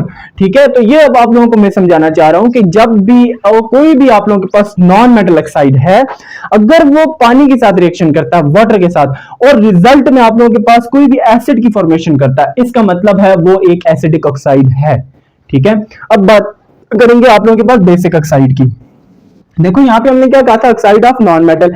इसके उलट कर लो, oxide of metal. Oxides of metals जो होते हैं हमारे पास वो होते हैं बेसिक ऑक्साइड्स। देखो बेसिक और एसिडिक में फर्क याद रखो, कैसे में कंपैरिजन करना है। ये होते हैं नॉन मेटल के ऑक्साइड, ये होते हैं मेटल के ऑक्साइड। ये वाटर के साथ रिएक्शन करके एसिड बनाते हैं, लेकिन जो बेसिक ऑक्साइड्स होते हैं ना, ये वाटर के साथ रिएक्शन करके बेस बनाते हैं। ठीक है, हम लोग बोलते हैं जिस तरह कैल्शियम ऑक्साइड हो गया, मैग्नीशियम ऑक्साइड हो गया, ठीक है, ये आप लोगों के पास मैंने एग्जांपल दे दी। MgO, CaO, ये आप लोगों के पास क्या है? ऑक्साइड्स हैं। अगर इन ऑक्साइड के रिएक्शन में करवा दूं वाटर के साथ, देखो मैं करवा के बताता हूं, CaO प्लस H2O, ठीक है, तो ये आप लोगों के पास बनाएंगे कैल्शियम हाइड्रोक्साइड। ये आप लोगों के पास एक बेस है। क्या है? बेस। देखो बेस की पहचान ये होती है ना, उसके पास OH नेगेटिव आयन आ जाता है। ये देखो OH लिखा हुआ नजर आ रहा है, हाँ, तो ये आप लोगों के पास बना रहा है बेसिक ऑक्साइड। Mg का करवाओ तो MgOH होल ट्वाइस बनाएगा, तो मतलब कि वो भी आप लोगों के पास MgO plus H2O will give us MgOH whole twice, ठीक है। तो मतलब मैं ये समझाना चाह रहा हूं कि आप लोगों के पास ये रिएक्शन करता है और आप लोगों के पास जो ऑक्साइड्स बनते हैं वो बनते हैं बेसिक ऑक्साइड्स, क्योंकि ये बेस की फॉर्मेशन कर रहा होता है, ठीक है। अब बात करेंगे एम्फोटेरिक मेटल्स की या एम्फोटेरिक ऑक्साइड्स की, ठीक है। मैं मेटल्स को उठा के यहाँ पे करता हूँ। एम्फोटेरिक ऑक्साइड्स मेन चीज ये कौन से ऑक्साइड्स होते हैं? ये वो ऑक्साइड्स होते हैं जो जिनकी डुअल नेचर होती है, ठीक है। डुअल नेचर का क्या मतलब होता है भाई? ये बोलते हैं कि हम एसिड भी हम बेस भी हैं, ठीक है। दरमियान वाली कहानी इनकी खत्म। अब ये डुअल नेचर का मतलब है कि ये दो तरह की नेचर रखते हैं, ये एसिडिक नेचर भी रखते हैं और बेसिक नेचर भी रखते हैं। तो हम लोग बात करेंगे एम्फोटेरिक ऑक्साइड की। ये होते हैं आप लोगों के पास डुअल नेचर के। डुअल बोलते हैं दो नेचर को रखने वाला, ठीक है। जैसे इंसान नहीं होते मतलब ऐसे ही यहाँ पे इसका काम होता है। ये भाई एक की तरफ जाता है, भाई बोलता है मैं तुम्हारा दोस्त हूँ, दूसरी तरफ जाता है बोलता हूँ मैं तुम्हारा दोस्त हूँ। ये यहाँ पे ये वाला काम कर रहा है। ये एसिड के साथ रिएक्शन करेगा बेस बन के, बेस के साथ रिएक्शन करेगा एसिड बन के। तो मतलब कि इसकी डुअल नेचर होती है। मैं इनकी एग्जांपल आप लोगों को दो दे देता हूँ, क्योंकि क्वेश्चन में अगर दो एग्जांपल्स पूछी जाए तो आप लोगों को पता हो। पहली है एल्यूमिनियम ट्राइऑक्साइड और दूसरी है जिंक ऑक्साइड। ये आप लोगों के पास दो ऐसे एम्फोटेरिक ऑक्साइड्स हैं जो कि आप लोगों के पास रिएक्शन करते हैं। ये एसिड के साथ भी रिएक्शन करना जानते हैं और बेस के साथ भी रिएक्शन करना जानते हैं। मैं दोनों के साथ रिएक्शन करवा के बता देता हूं कि एसिड के साथ कैसे रिएक्शन होगा, बेस के साथ। मैं एल्यूमिनियम ट्राइऑक्साइड का रिएक्शन करवाता हूं, जिंक ऑक्साइड का खुद ट्राई करो, सेम तरह होगा, ठीक है। अभी करते हैं पहले एल्यूमिनियम ट्राइऑक्साइड का। Al2O3 plus HCl। हमारे पास क्या बनेगा?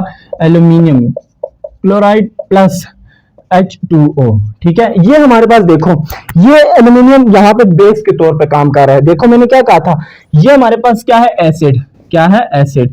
तो ये क्या बन जाएगी? बेस। जब भी एसिड के साथ रिएक्शन करेंगे बेस के तौर पे काम कर रहे हैं, यहाँ पे बेस बन गए। Al2O3 यहाँ पे बेस के तौर पे काम कर रहा है। रिएक्शन किया, एल्यूमिनियम ट्राइक्लोराइड बनाया और आप लोगों के पास क्या बना दिया?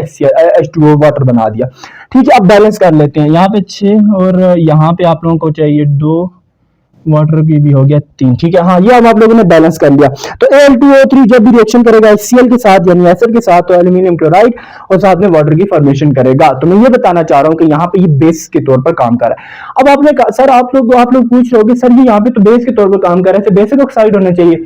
नहीं, देखना अब मैं इसका रिएक्शन करवाऊंगा बेस के साथ, यहाँ पे एसिड बन जाएगा, ठीक है। अभी हम लोग Al2O3 का रिएक्शन करवाते हैं। Al2O3 प्लस, अब कोई भी बेस ले लेते हैं, सबसे कॉमन और स्ट्रॉन्ग बेस NaOH।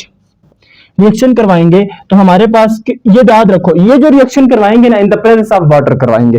तो मैं यहाँ पे प्लस लगा के H2O भी लिख लेता हूं, ठीक है। तो आप लोगों के पास जो चीज बनेगी देखना,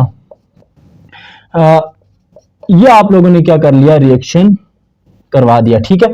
अब ये रिएक्शन देखो, यहाँ पे ये रिएक्शन कर रहा है NaOH के साथ। यहाँ पे जो NaOH है ये यहाँ पे बेस है या नहीं है? बेस है ना। लेकिन ये यहाँ पे किसके तौर पर काम कर रहा है? एसिड के तौर पर।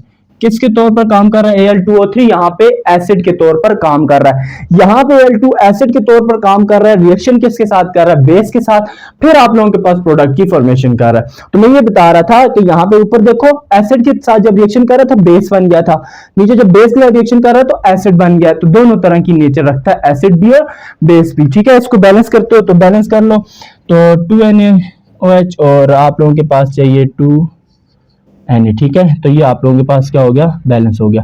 तो ये इसी तरीके से आप लोग बात करते हो कि इसकी डुअल नेचर्स होती हैं और ये दोनों रिएक्शन आप लोग अभी जिंक के भी करवाओगे, ठीक है। पेपर के लिए एम्फोटेरिक ऑक्साइड बहुत ज्यादा इंपॉर्टेंट टॉपिक है, इसमें से लाजमी क्वेश्चन आता है, अपने पास नोट डाउन कर लो, ठीक है। अब आ जाते हैं नेक्स्ट टॉपिक की तरफ। देखो ऑक्साइड्स खत्म, अब बारी थी general characteristics of metal. Metal की जनरल कैरेक्टरिस्टिक्स मतलब क्या? मेटल की प्रॉपर्टीज आप लोग सीखेंगे। मेटल क्या होते हैं आप लोगों को पता है? मेटल सॉलिड फॉर्म में होते हैं एक्सेप्ट मरकरी। मरकरी को छोड़ के बाकी सारे मेटल्स क्या हैं आप लोगों के पास? सॉलिड फॉर्म में एग्जिस्ट करते हैं। ऐसे ही है। गुड कंडक्टर होते हैं कि नहीं होते? होते हैं भाई। इनको मेलेबल डिक्टाइल होते हैं कि नहीं होते? इनसे शीट्स और चादरें बना सकते हो? बना सकते हैं। तो हम लोग वही इसकी पहले 4 प्रॉपर्टीज में इसकी फिजिकली लिखवाऊंगा। अगर क्वेश्चन आए कि फिजिकल प्रॉपर्टीज ऑफ मेटल आप लोग लिखनी है तो आप लोगों ने ये 4 प्रॉपर्टीज लिखनी है। अगर आप लोगों के पास केमिकल प्रॉपर्टीज का पूछे तो फिर ये वाली 4 लिखनी है। एसिड के साथ, वाटर के साथ, स्टीम के साथ और ऑक्सीजन के साथ रिएक्शन लिखना पड़ेगा। और ये अगर ये वाला आया तो ये लॉन्ग में आएगा, अगर ये वाला आया तो शॉर्ट में आएगा, ठीक है। नोट डाउन साथ करते जाओ कौन सा क्वेश्चन कहां पे आ सकता है, ठीक है। जनरल प्रॉपर्टीज आप लोगों को बता दो। गुड कंडक्टर होते हैं अगर रीजन पूछी जाए तो दिखा में कर्व्स के अंदर ब्रैकेट के अंदर इसकी रीजन लिखता हूं। गुड कंडक्टर क्यों होते हैं? क्योंकि इनके पास क्या होते हैं? फ्री इलेक्ट्रॉन्स होते हैं। फ्री इलेक्ट्रॉन्स होने की वजह से इनको गुड कंडक्टर बोला जाता है। ठीक है, इनके high melting and boiling points होते हैं। ठीक है, कुछ को छोड़ के। ठीक है, ग्रुप 1 और ग्रुप 2 के low melting and boiling point है, वरना बाकी जितने ही मेटल्स हैं ना वो आप लोगों के पास high melting and boiling point होते हैं। ये मेलाबल होते हैं और डक्टाइल होते हैं। ठीक है, इनसे शीट्स बनाई जा सकती हैं, इनसे तारें भी बनाई जा सकती हैं, जो तारें नहीं होती करंट जिनमें से पास होता है वो वाली वायर्स वगैरह भी इनसे बनती हैं। तो ये प्रॉपर्टीज आप लोगों ने कब लिखनी है? जब आप लोगों से कैरेक्टरिस्टिक्स पूछे जाएं, लेकिन फिजिकल प्रॉपर्टीज या फिजिकल कैरेक्टरिस्टिक्स पूछे जाएं तो ये वाले लिखने हैं। ठीक है, अब बात करेंगे इसकी केमिकल प्रॉपर्टीज की, मतलब अब इनकी रिएक्शंस की बात करेंगे, कौन कैसे रिएक्शन करता है वो देखेंगे। अब पहला रिएक्शन है reaction with dilute acid. Dilute acid वो होता है ना ऐसा एसिड जिसमें ऐसा एसिड का सोल्यूशन होगा, ठीक है, जिसमें वाटर ज्यादा होता है लेकिन एसिड की मिकदार कम होती है। क्या चीज ज्यादा होती है? वाटर ज्यादा होता है लेकिन एसिड की मिकदार, एसिड सोल्यूट के तौर पर काम कर रहा है, उसकी मिकदार कम होगी, उसको बोलेंगे डाइल्यूट एसिड। ठीक है, अब रिएक्शन करवा के देखता हूं मैं, आप लोगों को रिएक्शन करवाता हूं कि बनेगा क्या। देखो, मैं जनरल रिएक्शन लिखता हूं, मेटल प्लस डाइल्यूट एसिड। तो जब भी डाइल्यूट एसिड रिएक्शन करवाओगे तो आप लोगों के पास क्या बनेंगे? Salt plus water. ठीक है, क्या चीज बनेगा? साल्ट प्लस वाटर, यानी कि वाटर भी बन सकता है और कुछ केसेस में हाइड्रोजन गैस बनती है, तो मैं यहाँ पे मेन चीज लिखूंगा हाइड्रोजन गैस। ठीक है, ज्यादातर केसेस में हाइड्रोजन गैस बनती होती है। ठीक है, तो ये हाइड्रोजन गैस यहाँ पे बनेगी। तो मैं अब कोई भी मेटल अपनी सपोज करता हूँ, पहले यहाँ पे मैग्नीशियम है तो मैग्नीशियम का ही करवा के आप लोगों को बता देता हूँ कि रिएक्शन करेंगे कैसे। Mg plus HCl। ठीक है, आप लोगों के पास क्या बनाएगा? MgCl2 plus H2। तो मतलब कि इस Mg ने H को यहां से रिप्लेस कर दिया। किसको रिप्लेस कर दिया? सिंपल, इस Mg ने H को यहां से रिप्लेस किया और Cl के साथ मिलकर MgCl2 बना दिया, और जो यहां से हाइड्रोजन निकला था वो दूसरे किसी हाइड्रोजन के साथ मिलकर आप लोगों के पास क्या बन गया? H2 गैस बन गया। तो इसको हम लोग क्या कर लेते हैं? बैलेंस कर लेते हैं। 2 क्लोरीन है तो यहाँ 2 लगा दिया, 2 हाइड्रोजन थे 2 हाइड्रोजन हो गए, 1 Mg, ये तो बैलेंस हो गया। ठीक है, तो बैलेंसिंग बड़ी आसान है। तो हम लोगों ने क्या कहा? Mg को HCl के साथ रिएक्शन करवा के हम लोगों ने MgCl2 बनाया, जो कि आप लोगों के पास एक साल्ट है। क्या है? एक साल्ट है, और साथ में हाइड्रोजन गैस रिलीज होगी। तो ये जनरल रिएक्शन जो ऊपर लिखा है ना, इसको याद कर लो, यहां पे कोई भी मेटल डालते जाओ सेम तरह का रिजल्ट आप लोगों को देगा। ठीक है, अब यहां पे कुछ मेटल्स मैंने लिखे हैं आप लोगों के सामने, इनको बताना है कि ये आप लोगों के पास डाइल्यूट एसिड का रिएक्शन कैसे करते हैं, ये रिएक्शन कैसे करते हैं, तो उनकी बात करेंगे। शुरू में जो MgCl और ये डाले, ठीक है, ये दो, ये स्लोली रिएक्शन करते हैं। क्या करते हैं? आहिस्ता आहिस्ता रिएक्शन करते हैं, क्योंकि इसके अंदर वाटर मौजूद होता है ना, और मैग्नीशियम की प्रॉपर्टी है कि जब वाटर आ जाता है ना तो ये अपने ऊपर एक प्रोटेक्टिव लेयर बना देता है। ठीक है, दूसरा सोडियम और पोटेशियम, ये बहुत ज्यादा वायलेंटली रिएक्शन करते हैं, बहुत ज्यादा तेजी से रिएक्शन करते हैं, एग्रेसिवली रिएक्शन करते हैं। ठीक है, बहुत तेज रिएक्शन करते हैं, मतलब कि इनकी रिएक्शन फास्ट होते हैं। ठीक है, जो ये लास्ट वाले हैं, कॉपर, सिल्वर और गोल्ड, ठीक है, ये आते हैं नोबल मेटल में। कहीं पे भी ये नजर आए गोल्ड और सिल्वर वगैरह, ये प्लेटिनम भी इनके साथ होता है। ये इतने नोबल मेटल, इतने कीमती मेटल होते हैं भाई, ये रिएक्शन ही नहीं करते किसी के साथ, इनका किसी के साथ लेना देना नहीं है। बोलते हैं कि भाई हमारे मुकाबले का यहाँ पे कोई नहीं है, हम लोग किसी के साथ नहीं लड़ते। ठीक है, सारे हमारे छोटे हैं। तो ये हम लोग बोलेंगे ये डू नॉट रिएक्ट, ये रिएक्शन ही नहीं करते। तो मैं इनके साथ लिखता हूं नो रिएक्शन। तो ये रिएक्शन ही नहीं करते, ये रिएक्शन ही नहीं करते, अपने पास नोट डाउन कर लो, कहीं पे भी आएंगे आगे ही बात करूंगा तो आप लोग देख लोगे। अब बात करेंगे, पहला रिएक्शन हम लोगों ने डाइल्यूट एसिड के साथ समझ लिया। अब बात करेंगे रिएक्शन विद कोल्ड वाटर, ठंडे पानी के साथ रिएक्शन करवा रहे हैं। लेकिन ये ठंडा पानी ये नहीं है कि हम लोगों ने बर्फ ली लिया, हम लोगों ने ठंडा पानी है कि मतलब कि अभी लिक्विड फॉर्म में है लेकिन इसका टेम्परेचर बहुत लो है। ठीक है, इसका टेम्परेचर बहुत ज्यादा कम है। तो मेटल का रिएक्शन जब भी कोल्ड वाटर के साथ करवाओगे, मेटल हाइड्रोक्साइड बनाएगा। क्या बनाएगा? मेटल हाइड्रोक्साइड बनाएगा, और साथ में हाइड्रोजन गैस रिलीज होगी। आप लोग बच्चे बोलोगे सर ये मेटल हाइड्रोक्साइड क्या होता है? देखो मैंने यहां शुरू में बताया था OH, ये OH का मिलना मेटल के साथ हाइड्रोक्साइड की फॉर्मेशन करता है। ठीक है, अभी मैं रिएक्शन से समझा देता हूं। कोई भी हम लोग मेटल ले लेते हैं, सोडियम, अब मैग्नीशियम नहीं ले रहा, मैग्नीशियम का भी ऐसे ही रिएक्शन होगा। चलो मैं मैग्नीशियम का भी करवा दूंगा, लेकिन आप लोग पहले सोडियम का समझ लो। सोडियम का रिएक्शन हम लोग करवाएंगे वाटर के साथ। तो जब वाटर के साथ करवाएंगे, वाटर दो हिस्सों में टूटता है, OH negative plus H positive. H positive दूसरे H प्लस पॉजिटिव के साथ मिलकर यहाँ पे क्या बना देगी? गैस बना देगी। लेकिन OH नेगेटिव किसके साथ बनेगा, सोडियम के साथ, तो यहां पे बना देगा NaOH। क्या बना देगा, NaOH। ठीक है, बाकी इसको आप लोग बैलेंस करना चाहो तो बैलेंस कर सकते हो। ठीक है, तो मेरा बताने का मकसद था कि यहाँ पे NaOH बना है, तो ये OH जो साथ जुड़ा हुआ है ना, ये हमें बताता है कि ये मेटल और ये हाइड्रोक्साइड, मेटल हाइड्रोक्साइड इसका नाम, सोडियम हाइड्रोक्साइड। मेटल जो सोडियम जुड़ा हुआ है इसका नाम है सोडियम ना, ये मेटल जो जुड़ा हुआ है Na, इसका नाम है सोडियम, साथ में OH जुड़ा हुआ है, OH बोलते हैं हाइड्रोक्साइड को, तो मिला के जोड़ दो सोडियम हाइड्रोक्साइड। ठीक है, अब आप लोग बच्चे कंफ्यूज हो रहे होंगे, सर ये Mg का ऊपर करवाया है, नीचे भी Mg का ही करवाए, तो मैं Mg का भी करवा देता हूं कि ये भी मेटल रिएक्शन तो करेगा, Mg प्लस H2O, लेकिन ये कोल्ड वाटर के साथ है। अच्छा, क्या है, कोल्ड वाटर के साथ, ये बहुत स्लोली रिएक्शन करता है कोल्ड वाटर के साथ, क्योंकि MgOH अपने इर्द गिर्द एक प्रोटेक्टिव लेयर बना देती है। मतलब कि ये Mg है ना, ये जब वाटर के साथ रिएक्शन करेगी अपने इर्द गिर्द एक प्रोटेक्टिव लेयर बना देगी कि मजीद रिएक्शन ना हो सके, मजीद रिएक्शन ना हो सके, तो रिएक्शन बहुत ज्यादा स्लो डाउन हो जाता है, लेकिन रिएक्शन होता है। ठीक है, यहाँ पे भी मैग्नीशियम हाइड्रोक्साइड बनेगा। ठीक है, मैग्नीशियम हाइड्रोक्साइड। अब बोलोगे यहाँ 2 कैसे है, इसमें नहीं है, इसकी वैलेंसी 1 थी, सोडियम पहले ग्रुप से 1, तो इधर 1 लिखा जाएगा, इधर Mg कौन से ग्रुप से 2 से, तो इधर तब 2 लिखा गया, और साथ में वाटर बनेगा। ठीक है, वाटर बनेगा, इसको आप लोग अभी बैलेंस कर लो, बैलेंस करना आसान है, बैलेंस लाजमी करनी है क्यों। ठीक है, अब नीचे कुछ मेथड्स मैंने लिखे हैं, अब ये बताना है कि कौन से तेज रिएक्शन करते हैं, कौन से आहिस्ता रिएक्शन करते हैं। पहला हम लोग बात करेंगे पहले की, आप लोगों के पास क्या है, पोटेशियम, सोडियम और कैल्शियम, ये बहुत ज्यादा तेज रिएक्शन करते हैं, फास्ट रिएक्शन होता है। ठीक है, मैग्नीशियम ये स्लो रिएक्शन करता है, रीजन पूछी जाए तो प्रोटेक्टिव लेयर की वजह से, ये अपने इर्द प्रोटेक्टिव लेयर बना लेता है। ठीक है, किसकी लेयर बनेगी, MgOH ऑल्ट्राइज की लेयर बनेगी इसके इर्द गिर्द, जिसकी वजह से मजीद रिएक्शन नहीं हो सकेगा। उसके बाद आते हैं जिंक और फेरम वगैरह, ये आप लोगों के पास नो रिएक्शन लिख लो, या बहुत ही कम, बहुत ही वेरी स्लोली रिएक्शन करते हैं, बहुत ज्यादा कम।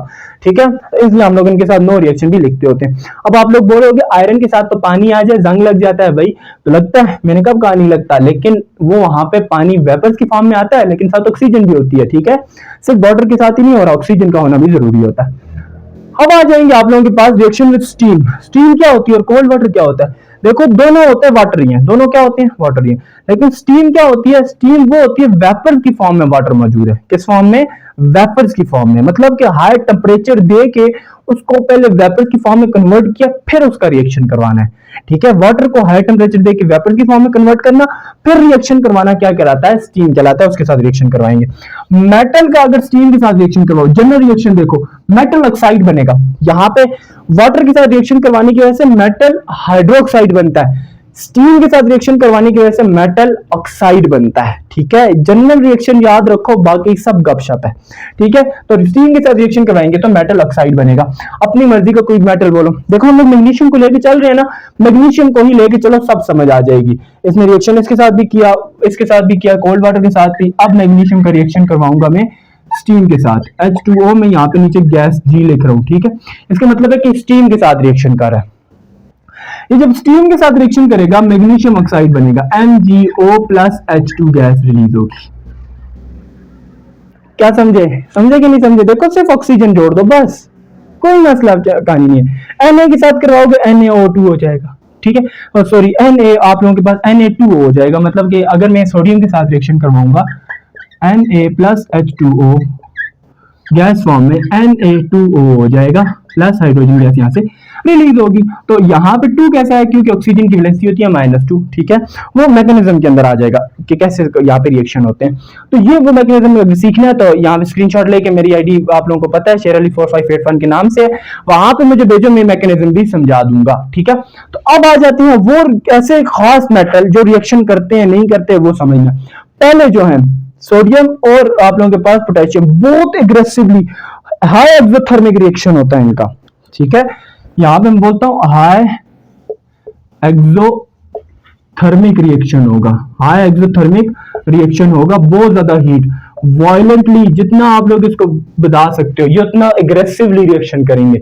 इतने ज्यादा हाई इलेक्ट्रोपॉजिटिव होने की वजह से, सोडियम और पोटेशियम हाई इलेक्ट्रोपॉजिटिव होने की वजह से जब रिएक्शन करते हैं तो बहुत ज्यादा हीट अपने अंदर से निकालते हैं। मतलब कि अगर हम लोग इसका स्टीम के साथ रिएक्शन करवाएंगे तो एक ब्लास्ट होगा, ब्लास्ट, ठीक है, धमाका किस्म का आप लोगों को शो होगा। ठीक है, तो आप लोगों ने इसलिए यहाँ पे लैब वगैरह और इन जगहों पे ट्राई नहीं करने के, भाई सर ने कहा था धमाका होगा, हम लोग किसी पानी वाली जगह फेंक के देखते हैं, तो सच में होगा, लेकिन ट्राई नहीं करना। ठीक है, मैग्नीशियम, जिंक और फेरम। ठीक है, मैग्नीशियम, जिंक और फेरम की बात करेंगे। ये वो रिएक्शंस हैं जो कि आप लोगों के पास स्लोली, आप लोग बोल सकते हो या आप लोग बोलते हो कि रिएक्शन होते हैं, लेकिन फास्ट रिएक्शन होता है ये वाला इनका। ठीक है, फास्ट रिएक्शन होगा। देखो यहाँ पे अब आयरन आ गया। आयरन फास्ट रिएक्शन करता है जब वो स्टीम की फॉर्म में वाटर हो। ठीक है, अब आ जाते हैं नीचे, फिर वही बात आ गई। देखो कॉपर, मरकरी और गोल्ड, कॉपर, मरकरी और गोल्ड आ गया, तो ये रिएक्शन करेंगे नो रिएक्शन। तो ये आप लोगों के पास रिएक्शन नहीं करते। क्यों नहीं करते? क्योंकि ये नोबल है, नोबल मेटल कभी भी रिएक्शन नहीं करते। आप लोगों के हाथ में अगर चांदी की अंगूठी है, ठीक है, या आप किसी लड़के के पास कोई भी सोने की रिंग है, अगर आप लोग चेक करना चाहते हो कि वो वाकई ही सोने की है या वाकई ही चांदी की है, उसको किसी भी एसिड के अंदर डाल के देखो, या पानी के अंदर डाल के देखो, या स्टीम के साथ डाल के देखो, ये किसी जगह पे भी रिएक्शन नहीं करेंगे। अगर आप लोगों के पास कोई भी एसिड है ना, कोई भी एसिड, ठीक है, या स्कूल में लैब में कोई भी एसिड मिल रहा है, उसके अंदर अपनी चेक करना है, भाई ये मेरी जो अंगूठी है ये चांदी की है, सोने की, अगर प्योर पता है, आप लोगों के साथ किसी ने फ्रॉड नहीं किया, आप लोग डाल के चेक कर सकते। अगर रिएक्शन होना स्टार्ट हो गया, बबल्स बनना स्टार्ट हो गया, बबल निकलेंगे कैसे? वो हाइड्रोजन गैस निकल रही होगी, वो बबल्स निकल रही है, इसका मतलब है कि आप लोगों की चीज नकली है, वो किसी ने आप लोगों को धोखे से पकड़ा दी है, वो असल चीज नहीं है। वरना जो असल चीज होती है ना, जो असल गोल्ड होता है या असल सिल्वर होता है, या जैसे आप लोग चांदी बोलते हो, ये आप लोगों के पास रिएक्शन नहीं करता, किसी सूरत रिएक्शन नहीं करता। ठीक है, अब आ जाएंगे रिएक्शन विद ऑक्सीजन। ठीक है, अब मैंने आप लोगों को चेक करना ही बता दिया। अब बात करेंगे लास्ट टॉपिक की, इसकी रिएक्शन विद ऑक्सीजन। ऑक्सीजन के साथ रिएक्शन करेंगे, ऑक्सीजन के साथ रिएक्शन करके मेटल ऑक्साइड बनना है, ये शुरू में हमने बात की थी। कोई भी एलिमेंट ऑक्सीजन के साथ रिएक्शन करेगा, ऑक्साइड बनाएगा, तो metal with oxygen with metal oxide, ये बेसिक नेचर होगी। होगी कि नहीं होगी? हाँ, एम्फोटेरिक भी हो सकती है। ठीक है, अब यहां पे कोई भी मेटल ले लो, अपनी मर्जी का मेटल लो, ठीक है, ऊपर से लिया हुआ Mg लेते हैं यार, Mg plus O2 will give us MgO। Balance करते हैं।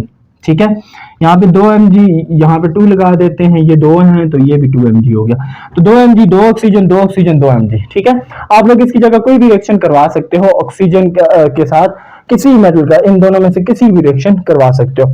ये जो नीचे वाले हैं, ये आप लोगों के पास फास्ट रिएक्शन होंगे, ये आप लोगों के पास थोड़ा स्लो होंगे, लेकिन ये भी फास्ट नहीं आते हैं। ठीक है, ये बहुत ज्यादा एग्रेसिव वाले होते हैं, बहुत जल्दी रिएक्शन कर जाते हैं ना। और जो कॉपर है, कॉपर भी रिएक्शन करता है, कॉपर का ऑक्साइड बनाता है, लेकिन ये स्लो रिएक्शन होता है। ठीक है, जो लास्ट वाले हैं ये आप लोगों के पास नो रिएक्शन में आएंगे, क्योंकि रिएक्शन नहीं करते। ठीक है, इसको आप लोग मॉडरेट बोल सकते हो। ठीक है, समझ आ गई इस चीज की। यहां तक थे आप लोगों के टॉपिक, यहां पे आप लोगों के कैरेक्टरिस्टिक प्रॉपर्टीज खत्म हुई। अब बात करेंगे कंसेप्चुअल क्वेश्चंस की। किसकी? कंसेप्चुअल क्वेश्चन की, इसमें से क्वेश्चन कैसे बन के आ सकते हैं, इतने रिएक्शन सीख लिए। तो अब कंसेप्चुअल क्वेश्चन पहला है, why Mg metal react slowly with cold water but fastly with steam. पहला रिएक्शन बड़ा इंपॉर्टेंट क्वेश्चन है, बहुत इंपॉर्टेंट, अभी आप लोगों को खुद समझ आएगा। देखो उन्होंने कहा मैग्नीशियम वाटर के साथ स्लोली रिएक्शन करता है, कोल्ड वाटर के साथ, लेकिन जब स्टीम के साथ रिएक्शन करता है बड़ा एग्रेसिवली रिएक्शन करता है, बहुत तेजी से रिएक्शन करता है। रीजन ये है, जब वो कोल्ड वाटर के साथ रिएक्शन करता है तो प्रोटेक्टिव लेयर बना देता है। वो प्रोटेक्टिव लेयर होती है मैग्नीशियम हाइड्रोक्साइड की, जिसकी वजह से रिएक्शन स्लो डाउन हो जाता है। लेकिन जब भी ये रिएक्शन स्टीम के साथ करता है, हाई हीट की मौजूदगी में करता है, जिसमें स्टीम में हाई हीट होती है ना, हाई हीट की मौजूदगी में करता है, तो ये प्रोटेक्टिव लेयर टूट जाती है हीट की वजह से और रिएक्शन फास्ट हो जाता है। समझ आ गई है? सेकंड बात करेंगे, why sodium react violently with water. देखो यहां पे बात करो या यहां पे बात करो, किसी भी केस में सोडियम अगर वाटर के साथ रिएक्शन करता है, अभी मैंने कहा था कि एक ब्लास्ट होता है, थोड़ा सा ब्लास्ट आप लोगों को शो होता है, वो रिएक्शन बड़ा इंपॉर्टेंट है। क्यों इस चीज को बता रहे हैं कि ये हाई एक्सोथर्मिक रिएक्शन होता है। ये रिएक्शन एक्सोथर्मिक क्यों होता है? क्योंकि ये मेटल जो सोडियम है बहुत ही ज्यादा इलेक्ट्रोपॉजिटिव है और बहुत एग्रेसिवली रिएक्शन अपनी इलेक्ट्रोपॉजिटिव होने की वजह से करता है। एक ही इलेक्ट्रॉन आउट ऑफ मोशन में ये चाहता है भाई निकले निकले निकले, जब भी निकलता है एक्सोथर्मिक रिएक्शन हो जाता है। समझ आ गई है? तो ये इसलिए आप लोगों के पास बहुत वायलेंटली वाटर के साथ रिएक्शन करता है। अब आ जाते हैं why aluminium trioxide is amphoteric in nature. यह भी समझाया कि एल्यूमिनियम ट्राइऑक्साइड की जो Al2O3 है ये आप लोगों के पास क्या एम्फोटेरिक सब्सटेंस है। अब एम्फोटेरिक ऑक्साइड है, क्यों? ये एसिड और बेस के साथ रिएक्शन करता है, दोनों के साथ। इसकी डुअल नेचर होती है जिसकी वजह से हम लोग इसको एम्फोटेरिक ऑक्साइड बोलते हैं। और दोनों की रिएक्शन मैंने यहाँ पे लिखे हुए हैं, सेम इसी क्वेश्चन के अंदर वो दोनों रिएक्शन एसिड और बेस वाले लिख लेने हैं। क्वेश्चन नंबर 4 की बात करेंगे, why carbon dioxide in acidic gas. हमें नहीं पता कार्बन डाइऑक्साइड एसिडिक है या नहीं, कैसे पता चलेगा? उसी तरीके से कार्बन डाइऑक्साइड के रिएक्शन वाटर के साथ करवाओ और वाटर के साथ रिएक्शन करवा के चेक करो कौन सा चीज बन रही है। एसिड बन रहा है, कार्बोनिक एसिड है, तो मतलब कि ये एसिडिक नेचर की है, ठीक है। तो इसका आंसर लिखना है कि when we react carbon dioxide with water it form आप लोगों को कार्बोनिक एसिड, ठीक है। तो सिंपल सा बात है। पास पेपर की बात करेंगे, कौन से क्वेश्चन आए हैं? Differentiate between acidic and basic oxide. Acidic oxide और बेसिक ऑक्साइड में क्या फर्क है? एक नॉन मेटल से बनती है, एक मेटल से। एक एसिड बनाती है और एक बेस बनाती है, और एक एक रिएक्शन लिख लेना, आप लोगों का शॉर्ट क्वेश्चन कंप्लीट हो जाएगा। नेक्स्ट बात करेंगे, right an equation of iron with steam. देखो स्टीम के साथ हम लोगों ने आयरन की बात यहाँ पे नहीं की थी, एक आयरन मौजूद है, हमने कहा फास्ट रिएक्शन करता है या नहीं करता। तो आप लोगों से पूछा जाए कि फास्ट रिएक्शन कैसे करता है, कैसे रिएक्शन होता है, तो अगर इस तरह का क्वेश्चन आए तो आप लोगों ने ये इक्वेशन जो मैंने ब्लू में लिखी हुई है ये भी अपने पास लिखो और याद कर लो कि ये वाले आंसर आप लोगों के पास हो सकता है। जब भी आयरन रिएक्शन करेगा वाटर के साथ तो आप लोगों के पास Fe3O4 बनाएगा और साथ में हाइड्रोजन गैस रिलीज करेगा। लास्ट क्वेश्चन है आप लोगों का पास पेपर का, right two example of amphoteric oxide. Amphoteric oxide की दो एग्जांपल्स लिखनी है, Al2O3 और जिंक ऑक्साइड मैंने आप लोगों को दी हुई है। यही याद करना चाहते हो आप लोगों की मर्जी, नहीं आप लोग सर्च करके जो याद करना चाहते हो याद कर सकते हो, ठीक है। टेस्ट में दो क्वेश्चन अटेम्प्ट करने। पहला आप लोगों ने मैग्नीशियम का रिएक्शन करवाना है डाइल्यूट एसिड के साथ और ऑक्सीजन के साथ, ठीक है। मैंने करवाए हुए भी हैं, अब जुबानी आप लोगों ने ट्राई करना है, ठीक है। उसके बाद है why metal oxides are basic. Metal oxides basic क्यों होते हैं? जो मेटल ऑक्साइड्स बने हैं ये मेटल ऑक्साइड्स आप लोगों के पास हैं, ऑक्साइड ऑफ मेटल, ये बेसिक नेचर के क्यों होते हैं? जब ये वाटर के साथ रिएक्शन करते हैं ना तो आप लोग बेस बनाते हैं, इस वजह से हम लोग इनको बेसिक ऑक्साइड्स बोलते हैं। एमसीक्यूज की बात करूंगा, एमसीक्यूज आप लोगों को बाकी जो है वो नोट्स के अंदर से मिल जाएंगे। मैं यहाँ दो एमसीक्यूज इंपॉर्टेंट डिस्कस करवा रहा हूँ, बाकी जगह नहीं थी इस वजह से, ठीक है। तो पहला है विच इज एसिडिक ऑक्साइड। इनमें से एसिडिक ऑक्साइड कौन सा है? एसिडिक ऑक्साइड वो है जो कार्बन डाइऑक्साइड अभी ऊपर बात की थी कार्बोनिक एसिड बनाता है। Oxides are compounds of oxygen with one element. जब भी एक एलिमेंट के साथ ऑक्सीजन कंबाइन होता है तो आप लोगों के पास ऑक्साइड्स बनाते हैं। समझ आ गई? अब जाएंगे लास्ट टॉपिक, टॉपिक नंबर 3 की तरफ। रिएक्टिविटी बताऊंगा बाकी एलिमेंट्स की, ठीक है, रिएक्टिविटी सीरीज जो होती है। तो बस वो छोटा सा टॉपिक है, वो आप लोग समझ लो, आप लोगों का ये चैप्टर क्लियर हो जाएगा।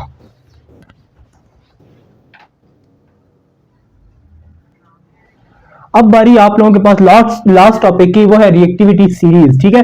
मोस्ट इंपॉर्टेंट क्वेश्चन यहां से आते होते हैं, वो लिखे हुए हैं आप लोगों के पास, लेकिन आप लोगों को पहले रिएक्टिविटी सीरीज को समझना है कि रिएक्टिविटी सीरीज होती क्या है। तो रिएक्टिविटी सीरीज की तरफ पढ़ेंगे। रिएक्टिविटी सीरीज को on the basis of reactivity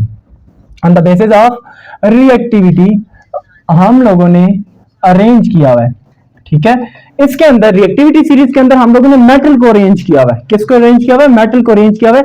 high reactive metal से लेके लीस्ट रिएक्टिव मेटल तक, पहले वाला ज्यादा रिएक्टिव, उससे कम, उससे कम, उससे कम, इस तरह हाई रिएक्टिविटी से लेके लो रिएक्टिविटी मेटल तक हम लोगों ने इनको अरेंज किया हुआ है। इस प्रोसेस को हम लोग रिएक्टिविटी सीरीज का नाम देते हैं। सीरीज बोलते हैं इस तरह जो आपस में लिंक होकर आगे चल रही हो, ठीक है। तो हम लोग इसमें किसकी बेस पे? रिएक्टिविटी की बेस पे हम लोगों ने मेटल्स को अरेंज किया। किसको अरेंज किया हुआ है? अरेंजमेंट ऑफ मेटल, इसमें मेटल्स को अरेंज किया हुआ है। और मेटल्स की अरेंजमेंट हम लोगों ने किस तरह की है? हाई रिएक्टिव मेटल से लेके लीस्ट रिएक्टिव मेटल तक, पहले वाला रिएक्टिव, उससे कम रिएक्टिव, उससे कम रिएक्टिव, इस तरह करते करते हम लोगों ने लेस तक गए हुए हैं, ठीक है। अब इसमें हाइड्रोजन को एज ए स्टैंडर्ड के तौर पर, कंपैरिजन के तौर पर इस्तेमाल हमने किया है इस रिएक्टिविटी सीरीज की।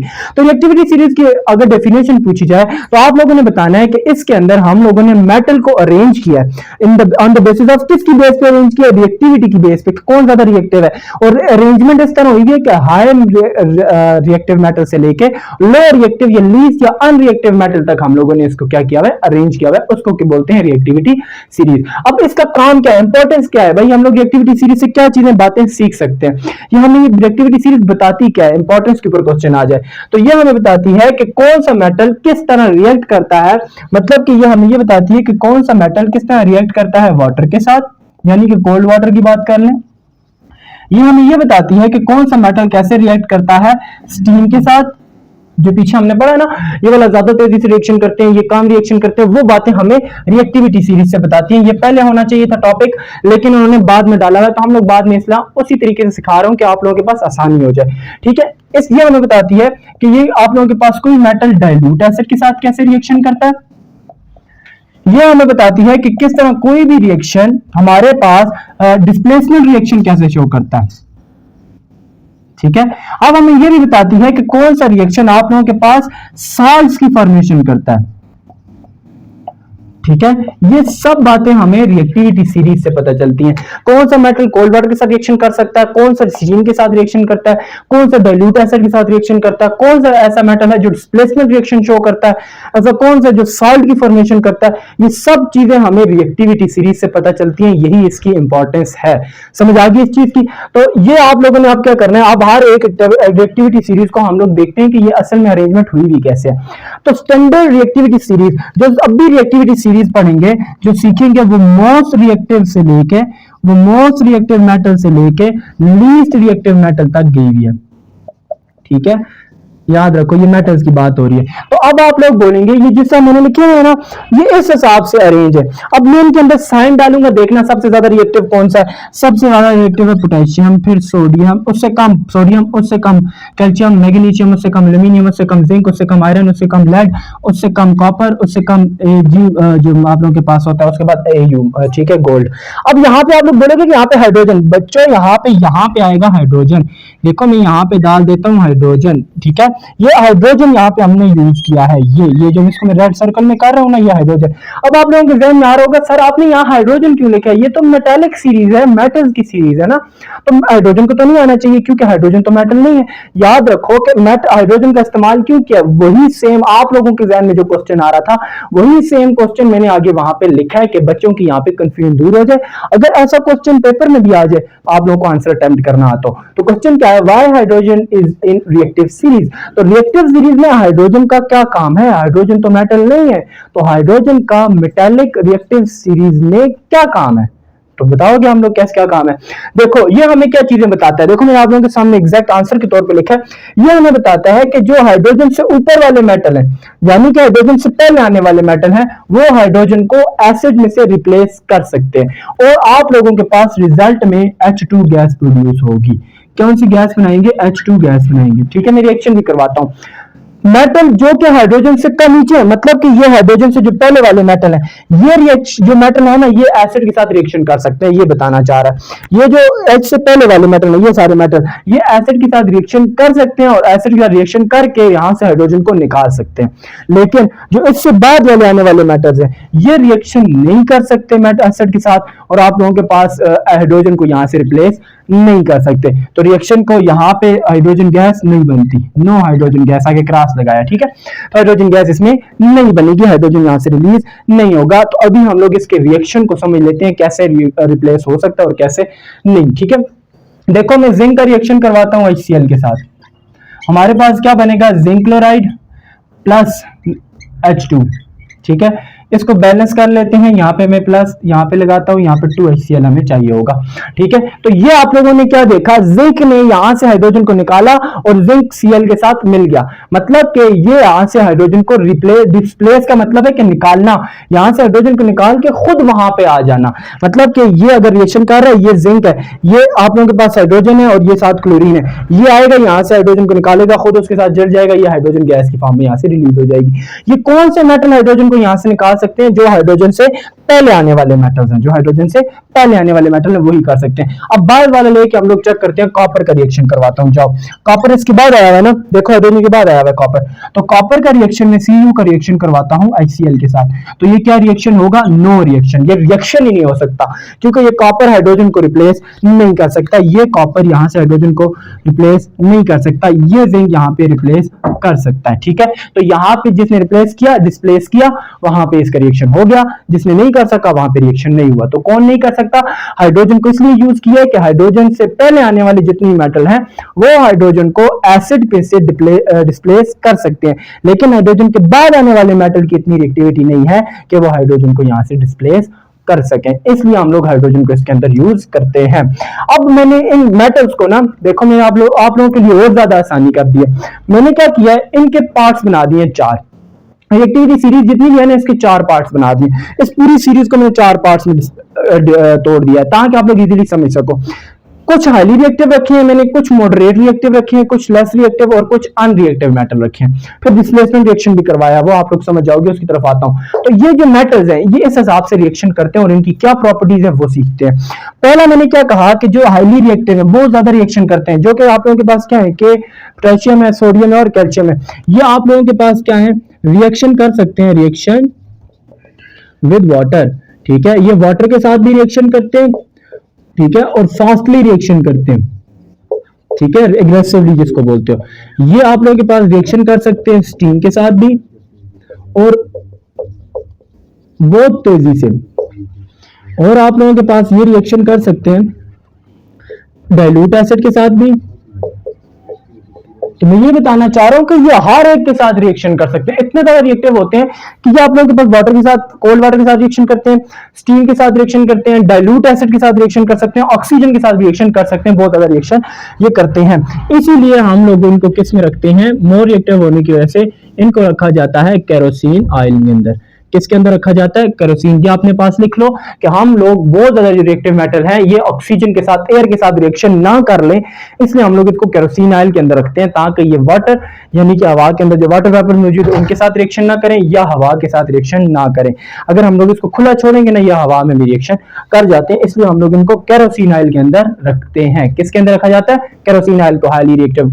एमसीक्यूज के तौर पर ध्यान में रख लो कि हाईली रिएक्टिव मेटल को हम लोग कहां पे रखते हैं, केरोसिन ऑयल के अंदर रखते हैं, ठीक है, उनकी रिएक्टिविटी कम करने के लिए, कि रिएक्शन एयर के साथ ना करें। अब बात करेंगे मॉडरेट, मतलब कि मॉडरेट की बात ये होती है, मॉडरेट मतलब कि वो ज्यादा रिएक्शन करते हैं लेकिन फास्टली ना बोलो, फास्ट से थोड़ा सा कम उनको बोला जाता है मॉडरेट रिएक्शन करना। ये मैग्नीशियम, इनके अंदर एल्यूमिनियम और जिंक वगैरह आते हैं, ठीक है। ये रिएक्शन नहीं करते किसके साथ, डू नॉट रिएक्ट या विद वाटर। सिंपल में इससे भी आसान कर लेता हूं कि ये आप लोगों के पास जो होते हैं ना, ये आप लोगों के पास उसके साथ रिएक्शन नहीं कर सकते वाटर के, कोल्ड वाटर के साथ। कोल्ड वाटर में लेस रिएक्टिव हो जाते हैं हम लोग, इसलिए डू नॉट रिएक्शन लिखते हैं, do not react with cold water. ये कोल्ड वाटर के साथ रिएक्शन नहीं कर सकते। रिएक्शन करते किसके साथ है, रिएक्शन विद स्टीम, स्टीम के साथ भी रिएक्शन कर सकते हैं, और रिएक्शन विद HCl या डाइल्यूट एसिड, किसी भी डाइल्यूट एसिड के साथ भी ये रिएक्शन कर सकते हैं, ठीक है। रिएक्शन करवा के बता दूं तो रिएक्शन अभी आप लोगों ने किया था Mg प्लस H2O, लेकिन ये स्टीम की फॉर्म में होगा, गैस फॉर्म में होगा, तो आप लोगों के पास MgO प्लस H2 बनाएगा, ठीक है। तो इस तरीके का रिएक्शन करेगा। तो ये स्टीम के साथ फास्ट रिएक्शन करते हैं, डाइल्यूट के साथ, एसिड के साथ भी रिएक्शन करते हैं, लेकिन कोल्ड वाटर के साथ या तो बहुत ज्यादा कम रिएक्शन करते हैं या रिएक्शन नहीं करते, स्लो हो जाता है, ठीक है। अब आ जाते हैं लेस रिएक्टिव मेटल की तरफ। ये वो मेटल होते हैं जो कि आप लोगों के पास रिएक्टिविटी बहुत ज्यादा कम हो जाती है, जिनकी रिएक्टिविटी बहुत ज्यादा कम होती है। ये ना ही आप लोगों के पास do not react with cold water, ये कोल्ड वाटर के साथ भी रिएक्शन नहीं करते क्योंकि ये प्रोटेक्टिव लेयर बनाना जानते हैं। उसके बाद do not react with steam, steam के साथ भी रिएक्शन नहीं करेंगे, ठीक है। एक मिनट, सही है, सही है। अब बारी ये देखें, हमने कहा ये ना स्टीम के साथ रिएक्शन कर सकते हैं ना कोल्ड वाटर के साथ। अब पीछे रह गया डाइल्यूट एसिड, तो ये डाइल्यूट एसिड के साथ रिएक्शन करते हैं लेकिन slowly, reaction with dilute acid. तो ये डाइल्यूट एसिड के साथ रिएक्शन करेंगे लेकिन किस तरह रिएक्शन करेंगे, स्लोली रिएक्शन करेंगे, बहुत कम, बहुत थोड़ा सा रिएक्शन करते हैं, मतलब कि आहिस्ता आहिस्ता रिएक्शन करते हैं, इनका रिएक्शन बहुत स्लो होता है, ठीक है। अब बात करेंगे लास्ट की अनरिएक्टिव मेटल, जो कि रिएक्शन बिल्कुल नहीं करते। ना ये रिएक्शन आप लोगों के पास करेंगे मेटल के साथ, ना सॉरी रिएक्शन करेंगे एसिड के साथ, डू नॉट लिख देते हैं साथ साथ, do not react with acid, do not react with cold water, ना ही कोल्ड वाटर के साथ रिएक्शन करेंगे, do not react with steam, ये ना ही स्टीम के साथ रिएक्शन करेंगे। तो भाई इन मेटल का काम क्या है, अगर ये किसी का रिएक्शन नहीं कर रहे, कोई चीज बना नहीं रहे, तो फिर हम लोग इनको इस्तेमाल क्यों करें। लेकिन याद रखो ये बहुत ही ज्यादा इंपॉर्टेंट है, बहुत ज्यादा आप लोगों के पास इंपॉर्टेंट नहीं है, क्योंकि नोबल है। क्या है, नोबल मेटल है। अब ये नोबल मेटल क्या होते हैं, जो कि रिएक्शन तो नहीं करते। अभी मैंने पहले एग्जांपल दी कि गोल्ड वगैरह, ये आप लोगों के पास गोल्ड हो जाता है, सिल्वर, ये रिएक्शन नहीं करते, लेकिन हम लोग इनको ज्वेलरी पर्पस के लिए इस्तेमाल करते हैं। तो इनका इस्तेमाल किधर किया जाता है? ज्वेलरी के लिए। अब ज्वेलरी के लिए क्यों इस्तेमाल करते हो आप लोग? इनको ज्वेलरी के लिए क्यों इस्तेमाल करते हो? इसलिए इस्तेमाल करते हो क्योंकि इनको जंग नहीं लगता, क्योंकि इनको जंग नहीं लगता। वरना आयरन को भी तो ज्वेलरी के लिए इस्तेमाल कर लो, हमारी आयरन के साथ दुश्मनी तो नहीं है, लेकिन भाई उसको जंग लग जाता है, उसमें वो मसला है ना, वो दूसरों के साथ रिएक्शन कर जाता है, तो ये दूसरों का हो जाता है। इसलिए ये चीजें अपनी ही रहती है, किसी का रिएक्शन नहीं करती, इसलिए हम लोग इनको ज्वेलरी के लिए इस्तेमाल करते हैं। गोल्ड हो गया, सिल्वर हो गया, ये सारी चीजें ज्वेलरी के लिए इस्तेमाल होती हैं, ठीक है, रिएक्शन नहीं करती। डिस्प्लेसमेंट रिएक्शन, डिस्प्लेसमेंट रिएक्शन क्या होता है? डिस्प्लेसमेंट रिएक्शन होता है कि हाई रिएक्टिव मेटल डिस्प्लेस कर देता है लो रिएक्टिव मेटल को, किसके अंदर से? उसके कंपाउंड या उसके सॉल्यूशन के अंदर से, ठीक है। इसमें क्या होता है? High reactive metal displace low reactive metal from its solution और कंपाउंड, ठीक है, उसके कंपाउंड में से या उसके सॉल्यूशन में से हम लोग क्या कर देते हैं? एक मेटल दूसरे को क्या कर देता है? डिस्प्लेस कर देता है। अब कौन सा किसको डिस्प्लेस करेगा? हाई वाला लो रिएक्टिव को डिस्प्लेस करेगा। इसमें से देखते जाओ, मैंने रिएक्शन दो लिखे हैं। मैंने कहा जिंक का रिएक्शन करवाऊंगा कॉपर सल्फेट के साथ, क्या जिंक इस कॉपर को डिस्प्लेस करेगा? दूसरा रिएक्शन कॉपर का करवाऊंगा जिंक के साथ, कॉपर क्या जिंक को डिस्प्लेस कर सकता है? देखते हैं। देखो यहाँ पे जिंक पहले आया हुआ है, कॉपर बाद में आया हुआ है। जो पहले आया हुआ है वो ज्यादा रिएक्टिव है, मैंने कहा ना, जो पहले आया हुआ है वो ज्यादा रिएक्टिव है, तो मतलब जिंक कॉपर को डिस्प्लेस कर सकता है। क्या कॉपर इसको डिस्प्लेस कर सकता है? नहीं, क्योंकि कॉपर की रिएक्टिविटी क्या है? जिंक से कम है। तो रिएक्शन करवाता हूं, देखना यहां पे बन जाएगा जिंक सल्फेट ZnSO4। ये जिंक कॉपर को डिस्प्लेस करने का मतलब है यहां से निकाल देगा, यहां से निकाल दिया, बाकी कॉपर यहां से निकल गया, जिंक सल्फेट के साथ मिलकर जिंक सल्फेट बन गया। क्या कॉपर जिंक को निकाल सकता है? नहीं, क्योंकि वो लेस रिएक्टिव है, वो रिएक्टिविटी सीरीज में हाइड्रोजन से बाद आता है, यानी जिंक से भी बाद में आता है, तो वो जिंक को डिस्प्लेस नहीं कर सकता। तो ये होते हैं डिस्प्लेसमेंट रिएक्शन, एक दूसरे की जगह पे आ जाता है और वहां से पहले वाले को निकाल देता है। और कौन सा किसको निकालता है? High reactive low reactive metal को निकाल सकता है, ठीक है। अब आ जाते हैं कंसेप्चुअल क्वेश्चन की तरफ। पहला क्या है? Why potassium is placed at the top of the series. Potassium को देखो सबसे पहले रखा गया, क्योंकि मैंने देखो सीरीज इस तरह बनाई है, इस तरह आप लोग बना सकते हो ऊपर से नीचे भी। तो पोटेशियम को सबसे पहले क्यों रखा गया? क्योंकि ये बहुत ज्यादा हाईली रिएक्टिव है, हर एक के साथ रिएक्शन कर सकता है। इसको केरोसिन ऑयल के अंदर रखा जाता है, पता है, ये हर एक के साथ रिएक्शन कर सकता है, water, acid, steam, oxygen, air, सबके साथ रिएक्शन कर सकता है। इसलिए हाईली रिएक्टिव होने की वजह से इसको रिएक्टिव सीरीज में सबसे टॉप पे रखा गया। Why gold is used as jewellery, तो यहां पे आता है कि गोल्ड को आप लोग ज्वेलरी के तौर पर क्यों इस्तेमाल करते हो? AU गोल्ड को बोला जाता है ना। तो यहाँ पे बात होती है कि आम लोग क्या करते हैं कि गोल्ड को क्यों इस्तेमाल करते हैं? क्योंकि बाकी किसी के साथ मेटल रिएक्शन नहीं करता, ये कुरैयन नहीं करता, इसलिए हम लोग इसको ज्वेलरी पर्पस के इस्तेमाल करते हैं कि इसको जंग वगैरह और ये चीजें नहीं लग सकती, क्योंकि रिएक्शन नहीं करता, ये अनरिएक्टिव मेटल में आता है। Why zinc can displace copper from copper sulphate. Zinc copper sulphate में से कॉपर को कैसे डिस्प्लेस करेगा? क्यों डिस्प्लेस कर सकता है? क्यों डिस्प्लेस कर सकता है? क्योंकि जिंक की रिएक्टिविटी ज्यादा है कॉपर से। या आप लोग ये भी बोल सकते हो कि मेटल रिएक्टिविटी सीरीज में जिंक कॉपर से पहले आता है, इसलिए आप लोगों के पास जिंक कॉपर को डिस्प्लेस कर सकता है। पास पेपर में क्वेश्चन है कि what is reactivity series, why it is important. Reactivity series क्या होती है? मैंने डिफाइन की रिएक्टिविटी सीरीज दी है, और उसकी इंपॉर्टेंस ये है कि ये हमें इन चीजों के बारे में इंपॉर्टेंस बताती है, क्या क्या चीजें हमें ये बताती है कि कौन सा किसके साथ कैसे रिएक्शन कर सकता है।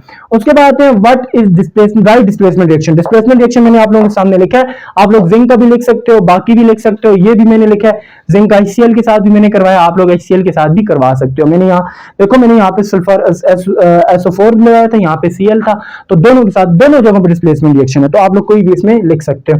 Arrange in the increasing reactivity test. अब देखो मैंने मेटल आगे पीछे करके दे दिए हैं, अब आप लोगों ने रिएक्टिविटी सीरीज में लिखना है कि कौन सा पहले ज्यादा रिएक्टिव है, कौन सा उससे कम है, कौन सा इससे कम है, इसको अरेंज करके लिखना है। उसके बाद नेक्स्ट प्रिडिक्शन देनी है कि कौन सा यहाँ पे रिएक्शन करेगा, क्या इधर कोई रिएक्शन होकर प्रोडक्ट आएगा, यहाँ पे कोई प्रोडक्ट आएगा कि नहीं, ठीक है। ये आप लोगों के पास मेरा आइडिया देने का इरादा था कि ये मैंने आइडिया के तौर पे दिए कि अगर इस तरह है MCQ में कि क्या ये रिएक्शन प्रोसीड होंगे या क्या इस तरह के डिस्प्लेसमेंट रिएक्शन हो सकते हैं, आप लोगों ने बताना है कि हाँ हो सकते हैं या नहीं हो सकते, ठीक है। यस और नो में कर दो, या आप लोग इनके आंसर लिख लो, ठीक है। तो यह सिंपल बात मैं करूंगा, अगर आप लोग कमेंट में आंसर दोगे ज्यादा अच्छी बात है, मैं डायरेक्ट वहां पे चेक कर लूंगा आप लोगों के, कि आप लोग बता सकते हो कि क्या कॉपर रिएक्शन करेगा HCl के साथ, या जिंक रिएक्शन करेगा, तो आप लोगों ने कॉपर या जिंक कमेंट के अंदर लिख लेना, आप लोगों को समझ आ जाएगी, मैं वहां पे आके आंसर दे दूंगा कि कौन सा किसके साथ रिएक्शन कर सकता है। अब आ जाएंगे एमसीक्यूज की तरफ। Reactivity series is arrangement of metal according to on the basis of reactivity. तो रिएक्टिविटी की बेस पे हम लोगों ने इसको अरेंज किया, ना कि कलर और डेंसिटी की बेस पे। Which metal react most aggressively, या आप लोगों के पास aggressively या most violently with water। Water के साथ बहुत तेजी से रिएक्शन कौन सा करता है? यहाँ पे आप लोगों के पास कौन सा रिएक्शन आए हैं? सोडियम, पोटेशियम और उनमें से आएंगे। तो यहाँ पे सोडियम मौजूद है, तो सोडियम बहुत ही तेजी से रिएक्शन करता है और एक्सोथर्मिक रिएक्शन होता है। कौन सा रिएक्शन होता है सोडियम का? एक्सोथर्मिक। पोटेशियम का भी एक्सोथर्मिक होता है। ठीक है, यहाँ तक ही था आप लोगों का टॉपिक। यहाँ पे आप लोगों का चैप्टर कंप्लीट हो चुका है। अगर कोई भी मसला है तो फिर आप लोगों को यही बोलेंगे कि आप लोग आ सकते हो हमारे पास स्क्रीनशॉट लेके, या क्वेश्चन आप लोग भेज के पूछ सकते हो। ठीक है, आईडीज आप लोगों के पास मौजूद है पहले से ही। शेर अली 4581 के नाम से आईडी है इंस्टाग्राम की, वहां पे आप लोग मुझसे पूछ सकते हो। ठीक है, तो मिलते हैं इंशाल्लाह नेक्स्ट लेक्चर के अंदर। आप लोगों का बहुत बहुत शुक्रिया यहां तक जुड़े रहने के लिए। अपना बहुत ज्यादा ख्याल रखिएगा। अल्लाह हाफिज।